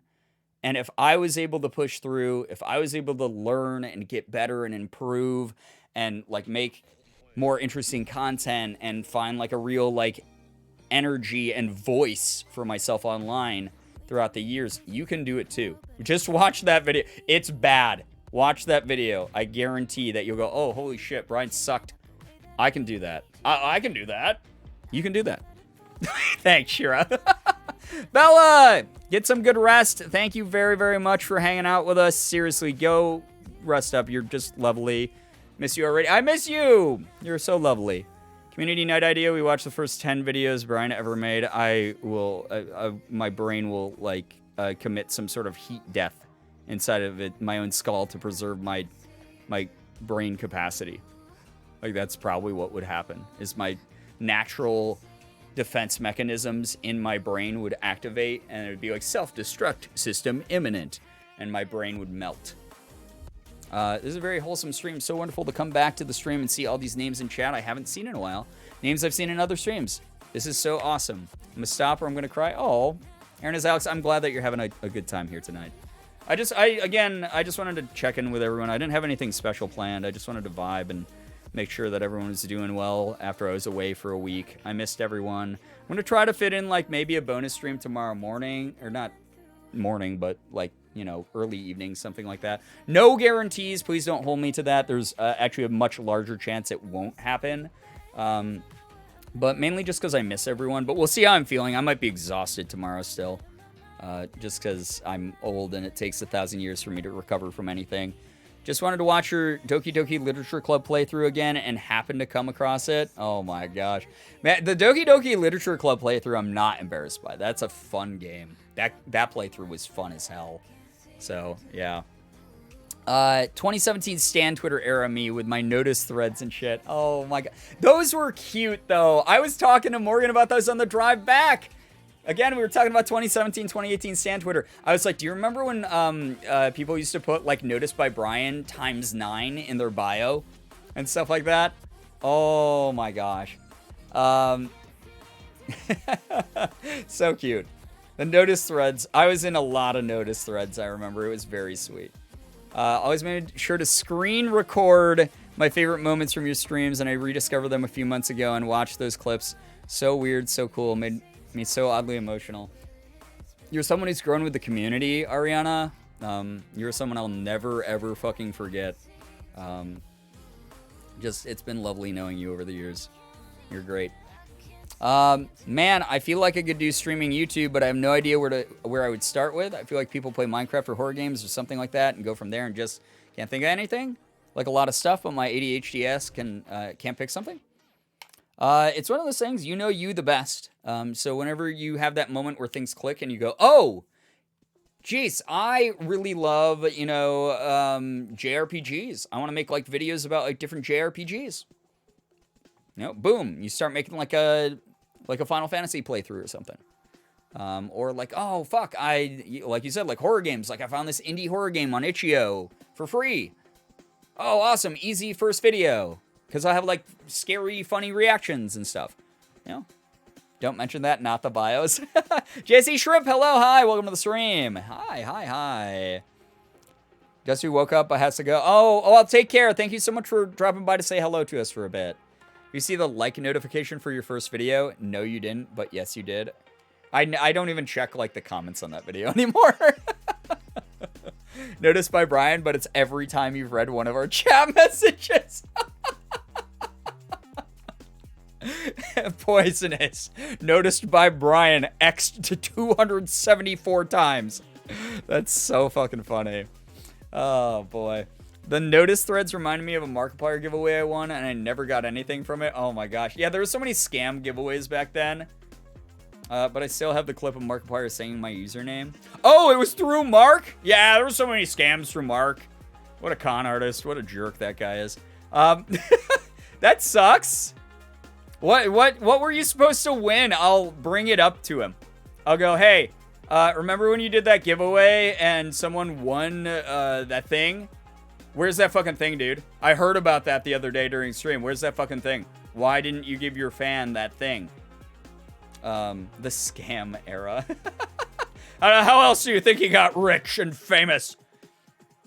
I used to actually include certain chat notices in notice threads before it was more regular for me. I love that, though.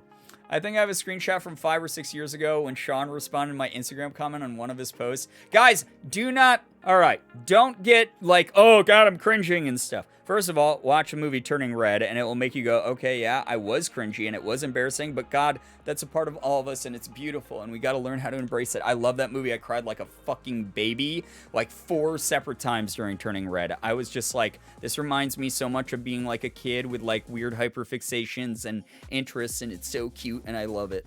It's a good movie. Anyway, second thing, when I was, this is how old I am, again, I was a creator on MySpace. Moving over to YouTube was like a very interesting thing, and moving over to social media was an interesting thing. Yeah, Four Town fan. Yeah, Four Town fans in chat, let me know who you are. We're going to a Four Town concert someday. Good lord.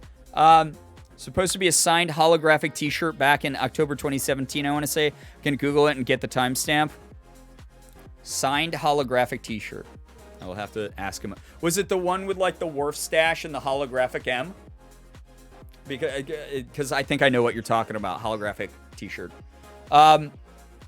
Anyway, so when I was on MySpace, I used to make music. And I wasn't huge. But I was like kind of mid-size. I was big enough that like other musical groups knew who I was. Like other bands knew who I was to a limited degree. I used to be able to book gigs at shitty, small, local, crappy venues and stuff. Yes, those are the ones? Okay. All right. I'm gonna harass the fuck out of Mark about that. That's so funny. Be like, you goddamn scam artist. Why did you do that? What was the actual like contest? What was the giveaway? Was it just random selection? I need the details so I can crush him with this. Anyway, so I've shared the stories before. I used to be friends with Adam from Owl City. I used to be friends with Jordan from why am I blanking on his name? The guy who does Love Like Whoa. Why am I blanking on Jordan's band name? It's because he doesn't make music under that name anymore. What the fuck was his name? The Ready Set. Thank you. Good God, I'm a goddamn moron. He doesn't make... Like, apparently, he's gonna be at that When We Were Young tour thing or whatever, but I meant to DM him and be like, hey, are you actually going to this? Because I don't think it's real. Owl City? Yeah. So Adam from Owl City was a friend of mine. Jordan from the Ready Set was a friend of mine. I was a friend of a bunch of other really cool music groups. Most of them not around anymore, which is so fucking sad. But I used to like make very similar music to what they did, sort of like electronic, like emo style music and shit like that. No one will ever hear that ever, by the way. Yeah, the 10 Million Fireflies guy. Yes, that guy. I was friends with him. We stopped being friends because he got a little bit fucking weird. Got a little bit Jesus-y for me. No offense to anyone who's religious in chat. Just not my kind of thing. And when it's inserted into every conversation you have with someone, it's a thing that makes it harder to maintain a friendship.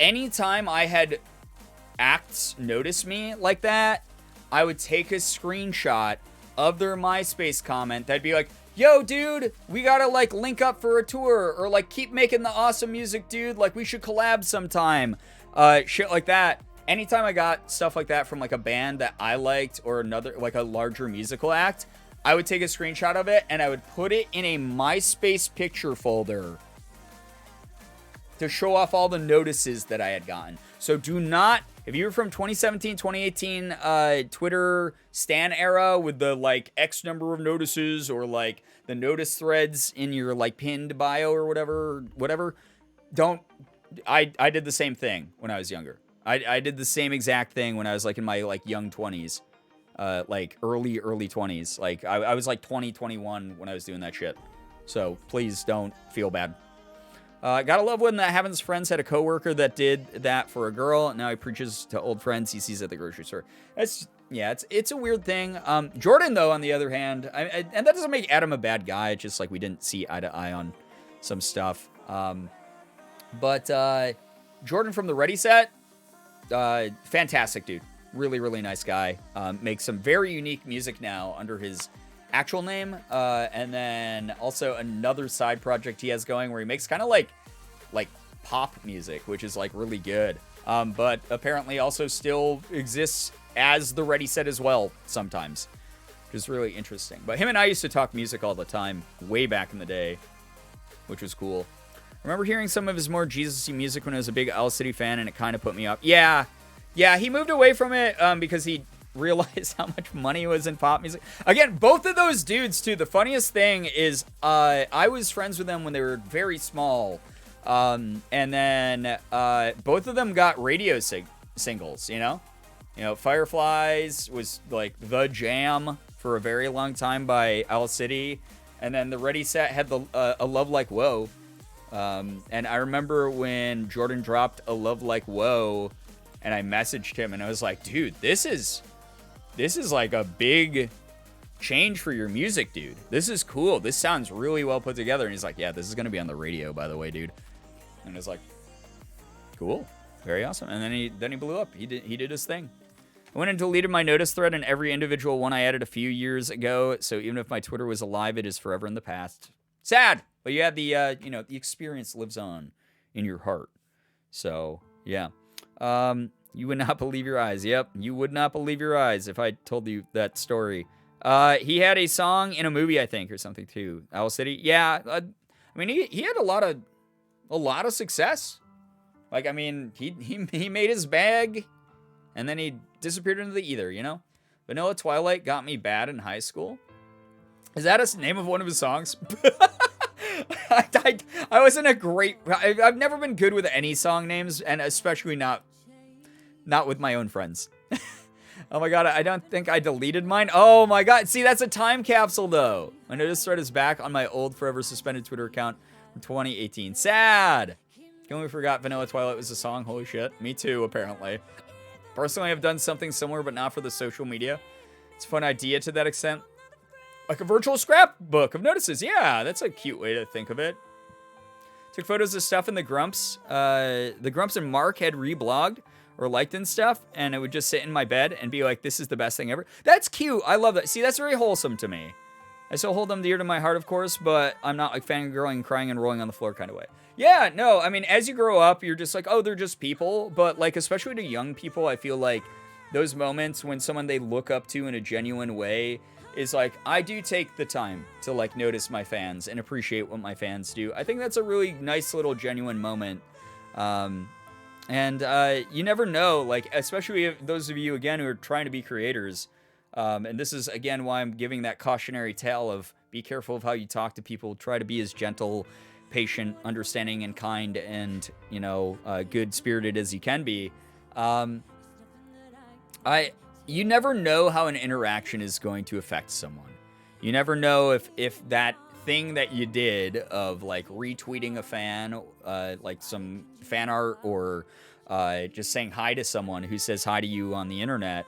And this is why I like try to talk to as many of you as I can, ask for your good news, like have interest in what you're up to in life. You don't know like what other people are going through. It could turn around their day. It could turn around their life in that moment. Like you could be the inspiration that gets them to do that thing that they were thinking of doing, or to push through a really challenging time. I think that's really important, because again, and then maybe at the end of the day, it might not make any difference in that person's life, but you don't know. You really don't know. So you might as well be nice and try to make a positive difference, So, yeah. Remember getting so excited when Sean replied to me on Twitter after seeing his first live show. Aw. Never really super into Owl City, but I'm kind of happy that now I understand why all my youth pastors would play Owl City all the time. There's the connection. Yep. Can't believe I'm not the only one who took pics of YouTubers mentioning them and then deleting Twitter or something to that effect. I found my notice threads. Oh my god. It's amazing. I love it. But yeah, oh yeah, that's right. Anime Fangirl. Wreck-It Ralph did have Owl City playing in it. Cute movie, by the way. I like that. But yeah, just be nice, especially if you have a following online. Try to do your best to show people that you care. And it's not like you have to talk to every single. You don't have to invite people over to your house, but like, you know, be nice. Like if me saying hi to someone in chat means that they're like, you know what? That was like some really good vibes. And now I'm going to go and tackle that assignment that I was like pulling my hair out over. If it can make that much of a difference even, that's a wonderful thing. It's like a really positive, good like type of thing. I fucking love that kind of stuff. Because you just don't ever know. Thank you, Mr. Automaton. Yeah, you're welcome, Shira. I found a timestamp is 2:52. Yeah, so we don't do links here, so I unfortunately won't be able to see it. But if you're part of our Twitter community, join our Twitter community, and you'll be able to post it there, and I'll most likely be able to see it a lot easier. I love the Twitter community already. It's so fun. It's a cool way to interact with everyone, and I don't have to, like, follow everyone. I just get a feed of what people are writing in the community, and they can give me updates about their day, or we can talk about memes in the community, or we can talk about whatever people have been showing off their pets and introducing themselves and stuff. It's been cool. Does it look like a crowbar? You say that again, and I'll beat you with this crowbar. This automaton. It's not a crowbar. Crowbar.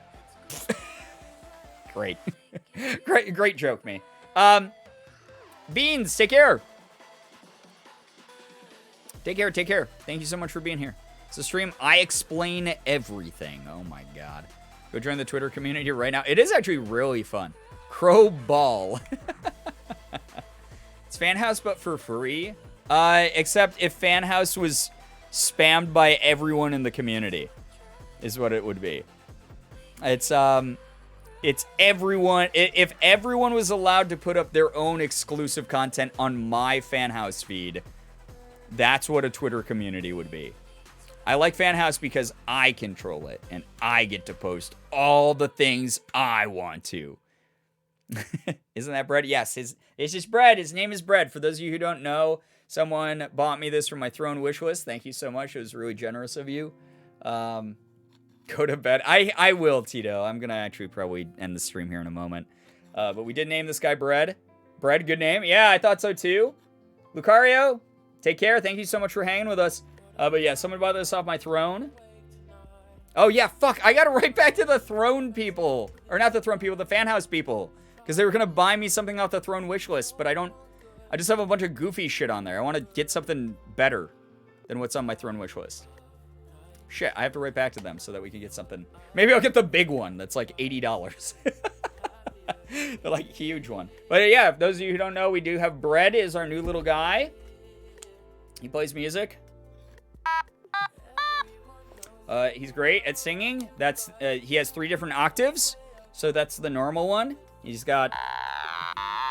They make big ones? Yeah, they make big ones now that have like a fretboard. They're easier to hit the individual notes.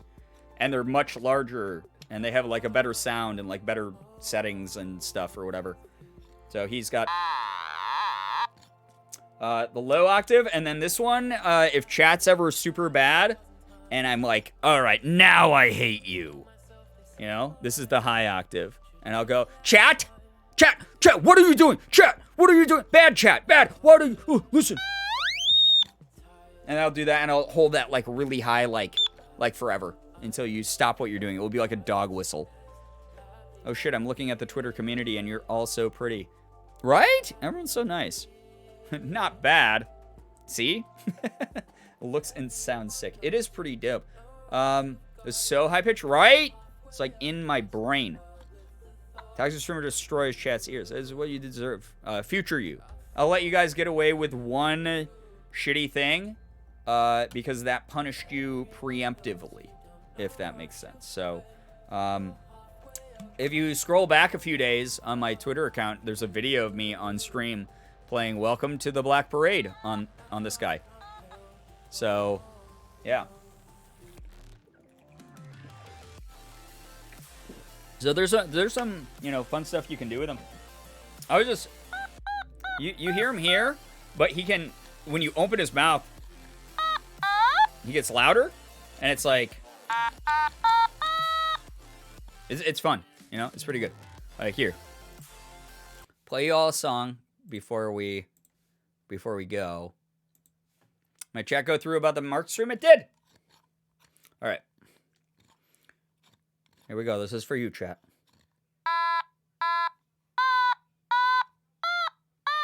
Wait.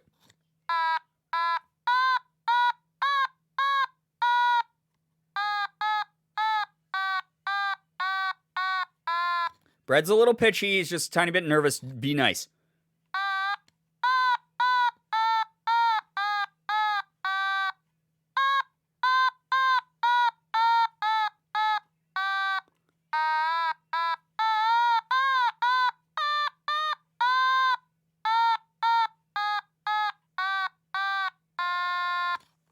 There you go. Bread, that was really bad. Please do better.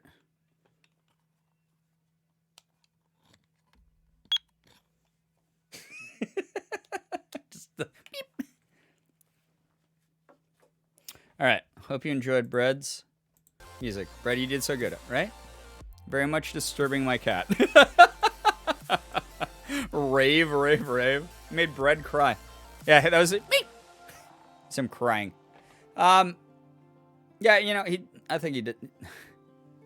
This is terrible. When I'm more awake and like way more ADHD, this is gonna be actually awful to have on stream. I'm gonna reach over and play music with him all the time. The aggressive Bread squeak, yeah. Gerb dance or similar emote win. Yeah, I do technically have like 4 animated emote slots open. I just gotta. I already have a bunch of static emotes commissioned in the works, but I might reach out to an emote animator that I saw online the other day who does some really cool work. So we might get some more animated emotes soon. Bread Owl City cover one. Oh my god, that actually would have been a way funnier joke because we were just talking about Owl City. It's like that one frog that squeaks in anger. I fucking love that video. That is one of my favorite videos online. Of the squeaking frog. Yeah.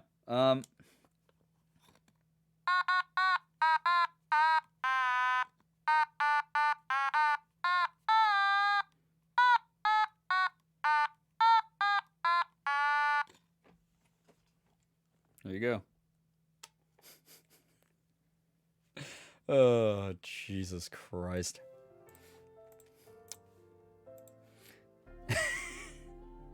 The Ready Set Bread. Oh my god. Years ago in an open mic night, my brother covered the entirety of Africa by Toto on the automaton. Good man. Good man. You would not Bread leave your eyes. Jesus God. Next YouTube video is Bread's version of Fireflies. That actually would be a really funny YouTube video if I just try to play popular, not even popular music, just music that's very iconic that everyone remembers. Like, yeah, this is the Killer's Mr. Brightside on automaton. It's just a whole video of me trying to figure out popular music on the automaton. That'd actually be kind of funny. Anyone remember Crazy Frog? I do, because Crazy Frog just released NFTs the other day, and I was heartbroken. Good lord. Are you doing an automaton song request night?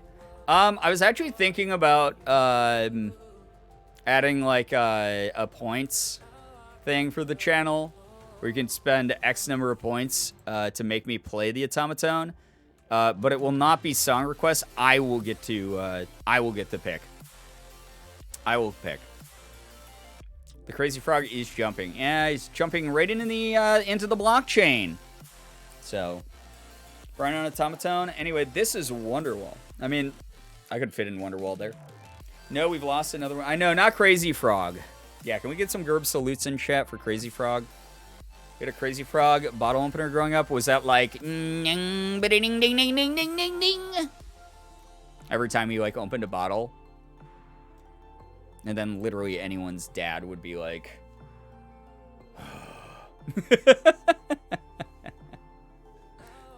Why do we have this fucking thing? Crazy Frog, bing, bing. Fortunately, I must go to bed. I have to go to bed as well, Lucky Levener, so you are not alone.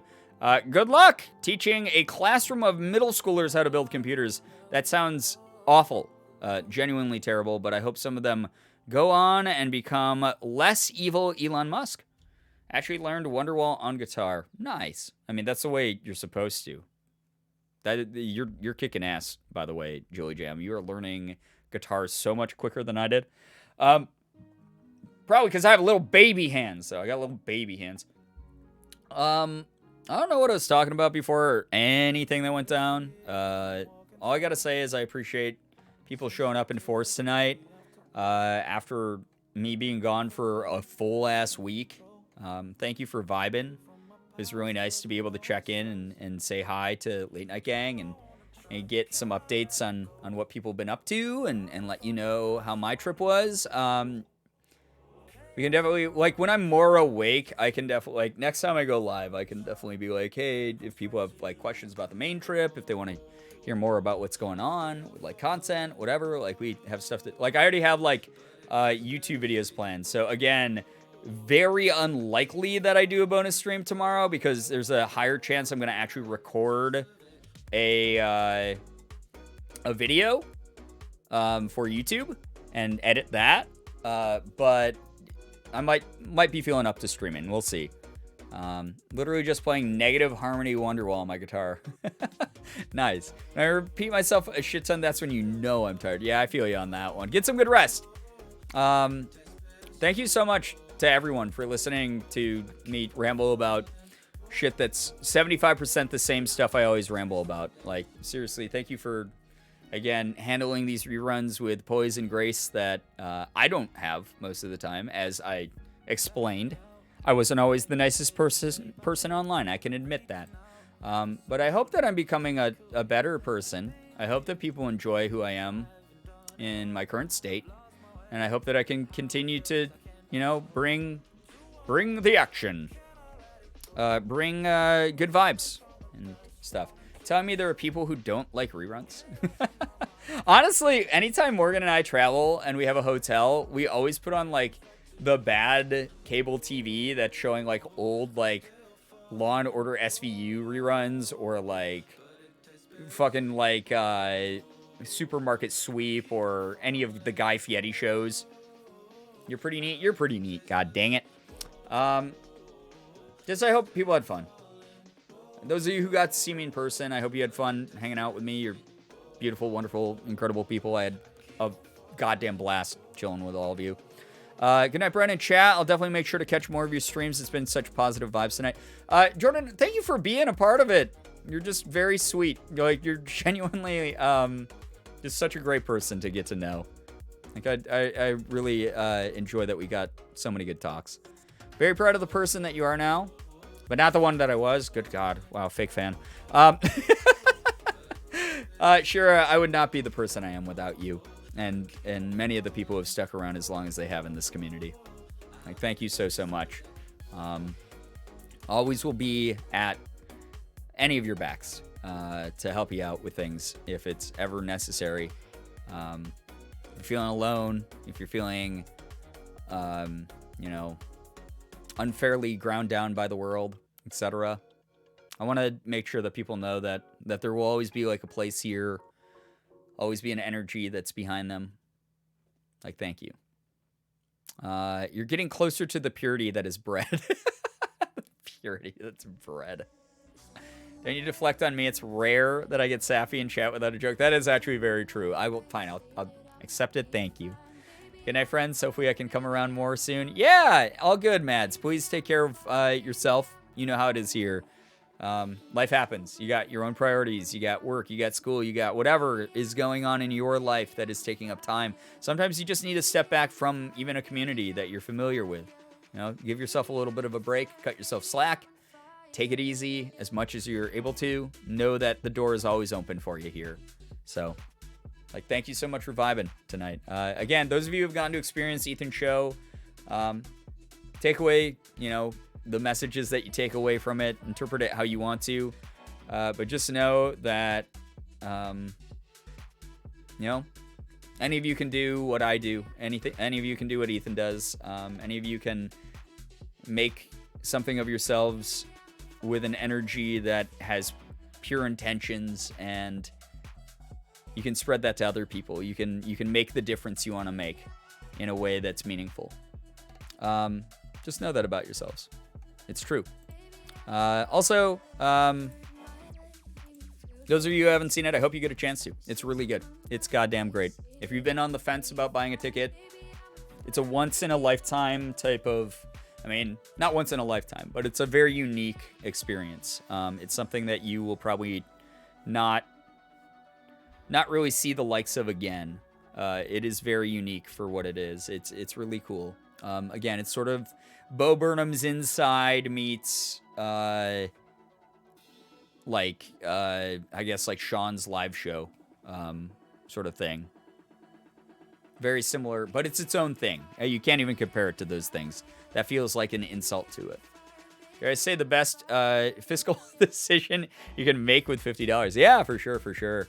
Especially if you've done, I mean, you had to have done taxes by now. They were due 2 days ago, technically.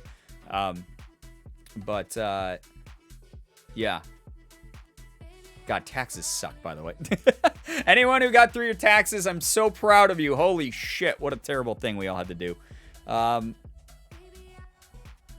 But I did them before the trip because I wanted to budget while I was on the trip. So, I was throwing money around like crazy. I'm so hyped to see the show, and the more I see people struggle to explain it without spoiling it, the more hyped I get. It is so unique. It's a really cool thing. He did a great job.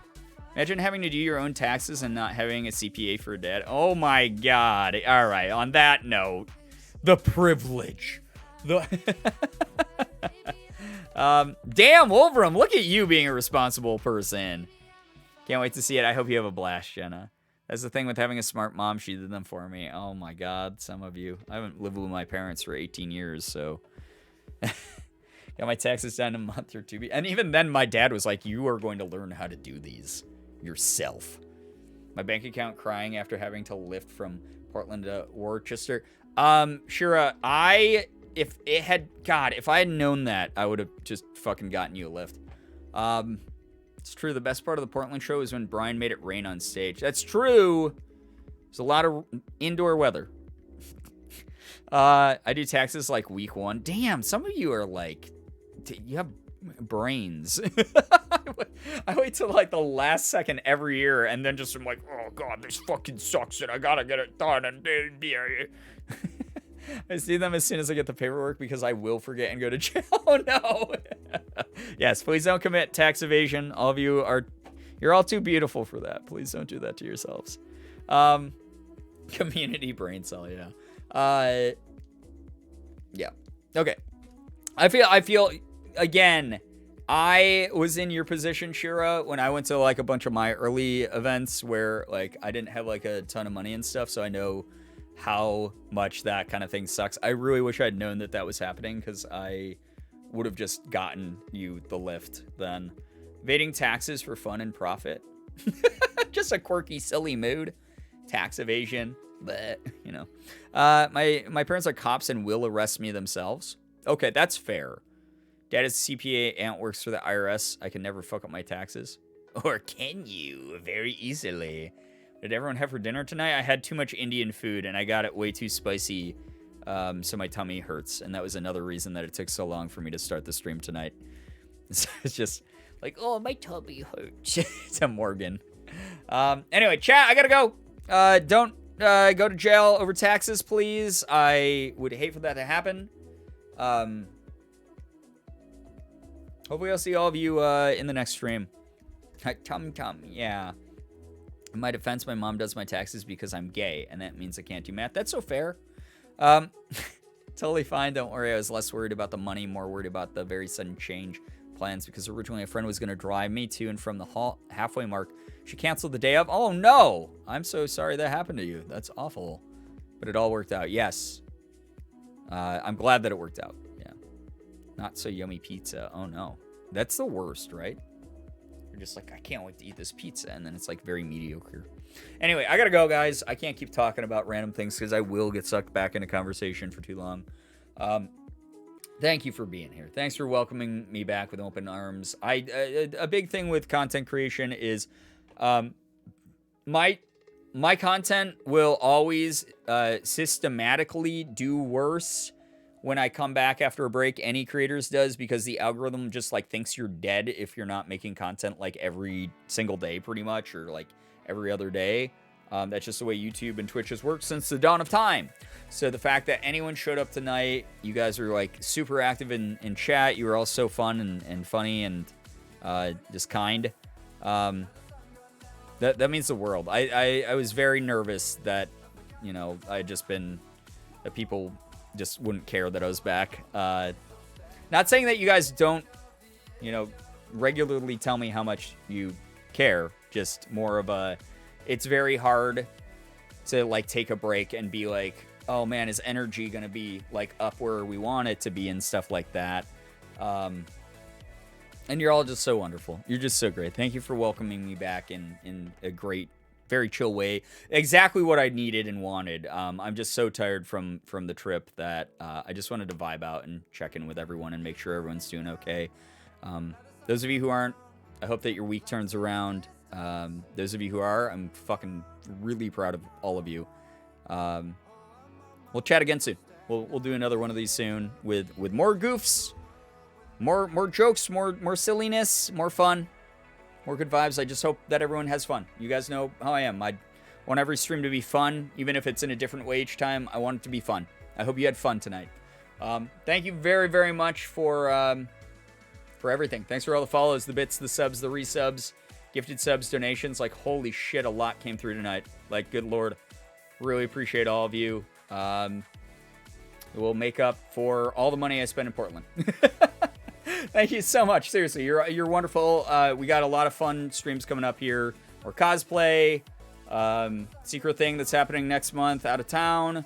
It's going to get wild. We're going to do stuff. St. Jude is next month. We're going to do the digital summit in like, I think a couple days. I think it's when the digital summit is like the 24th or something. Fucking nuts. It's so soon. So we'll co-stream that, and we'll get prepped for next month's insane charity extravaganza that the month of May always is. So I hope that we do a great job with that. Changes this year. I will let people know about the changes this year. So, but thank you. Like, seriously. Yeah, thanks for keeping me company. Thank you. If you lurked, please know that your time is also very much appreciated. It's literally the most important resource any of us is given while we're on this weird blue rock in space.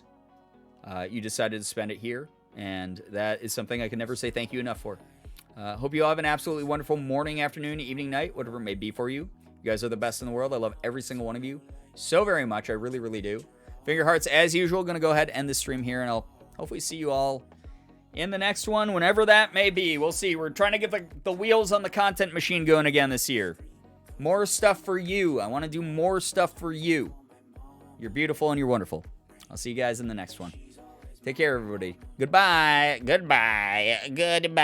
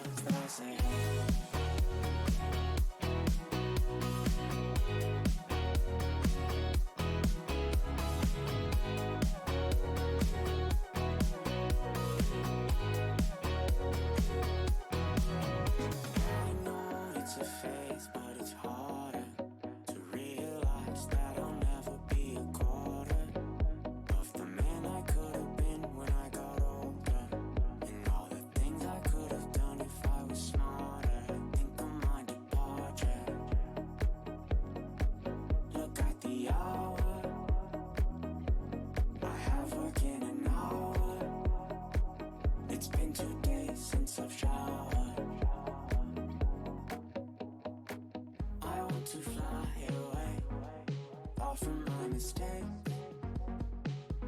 My baggage has too much weight. So my bed is where I stay. I want to fly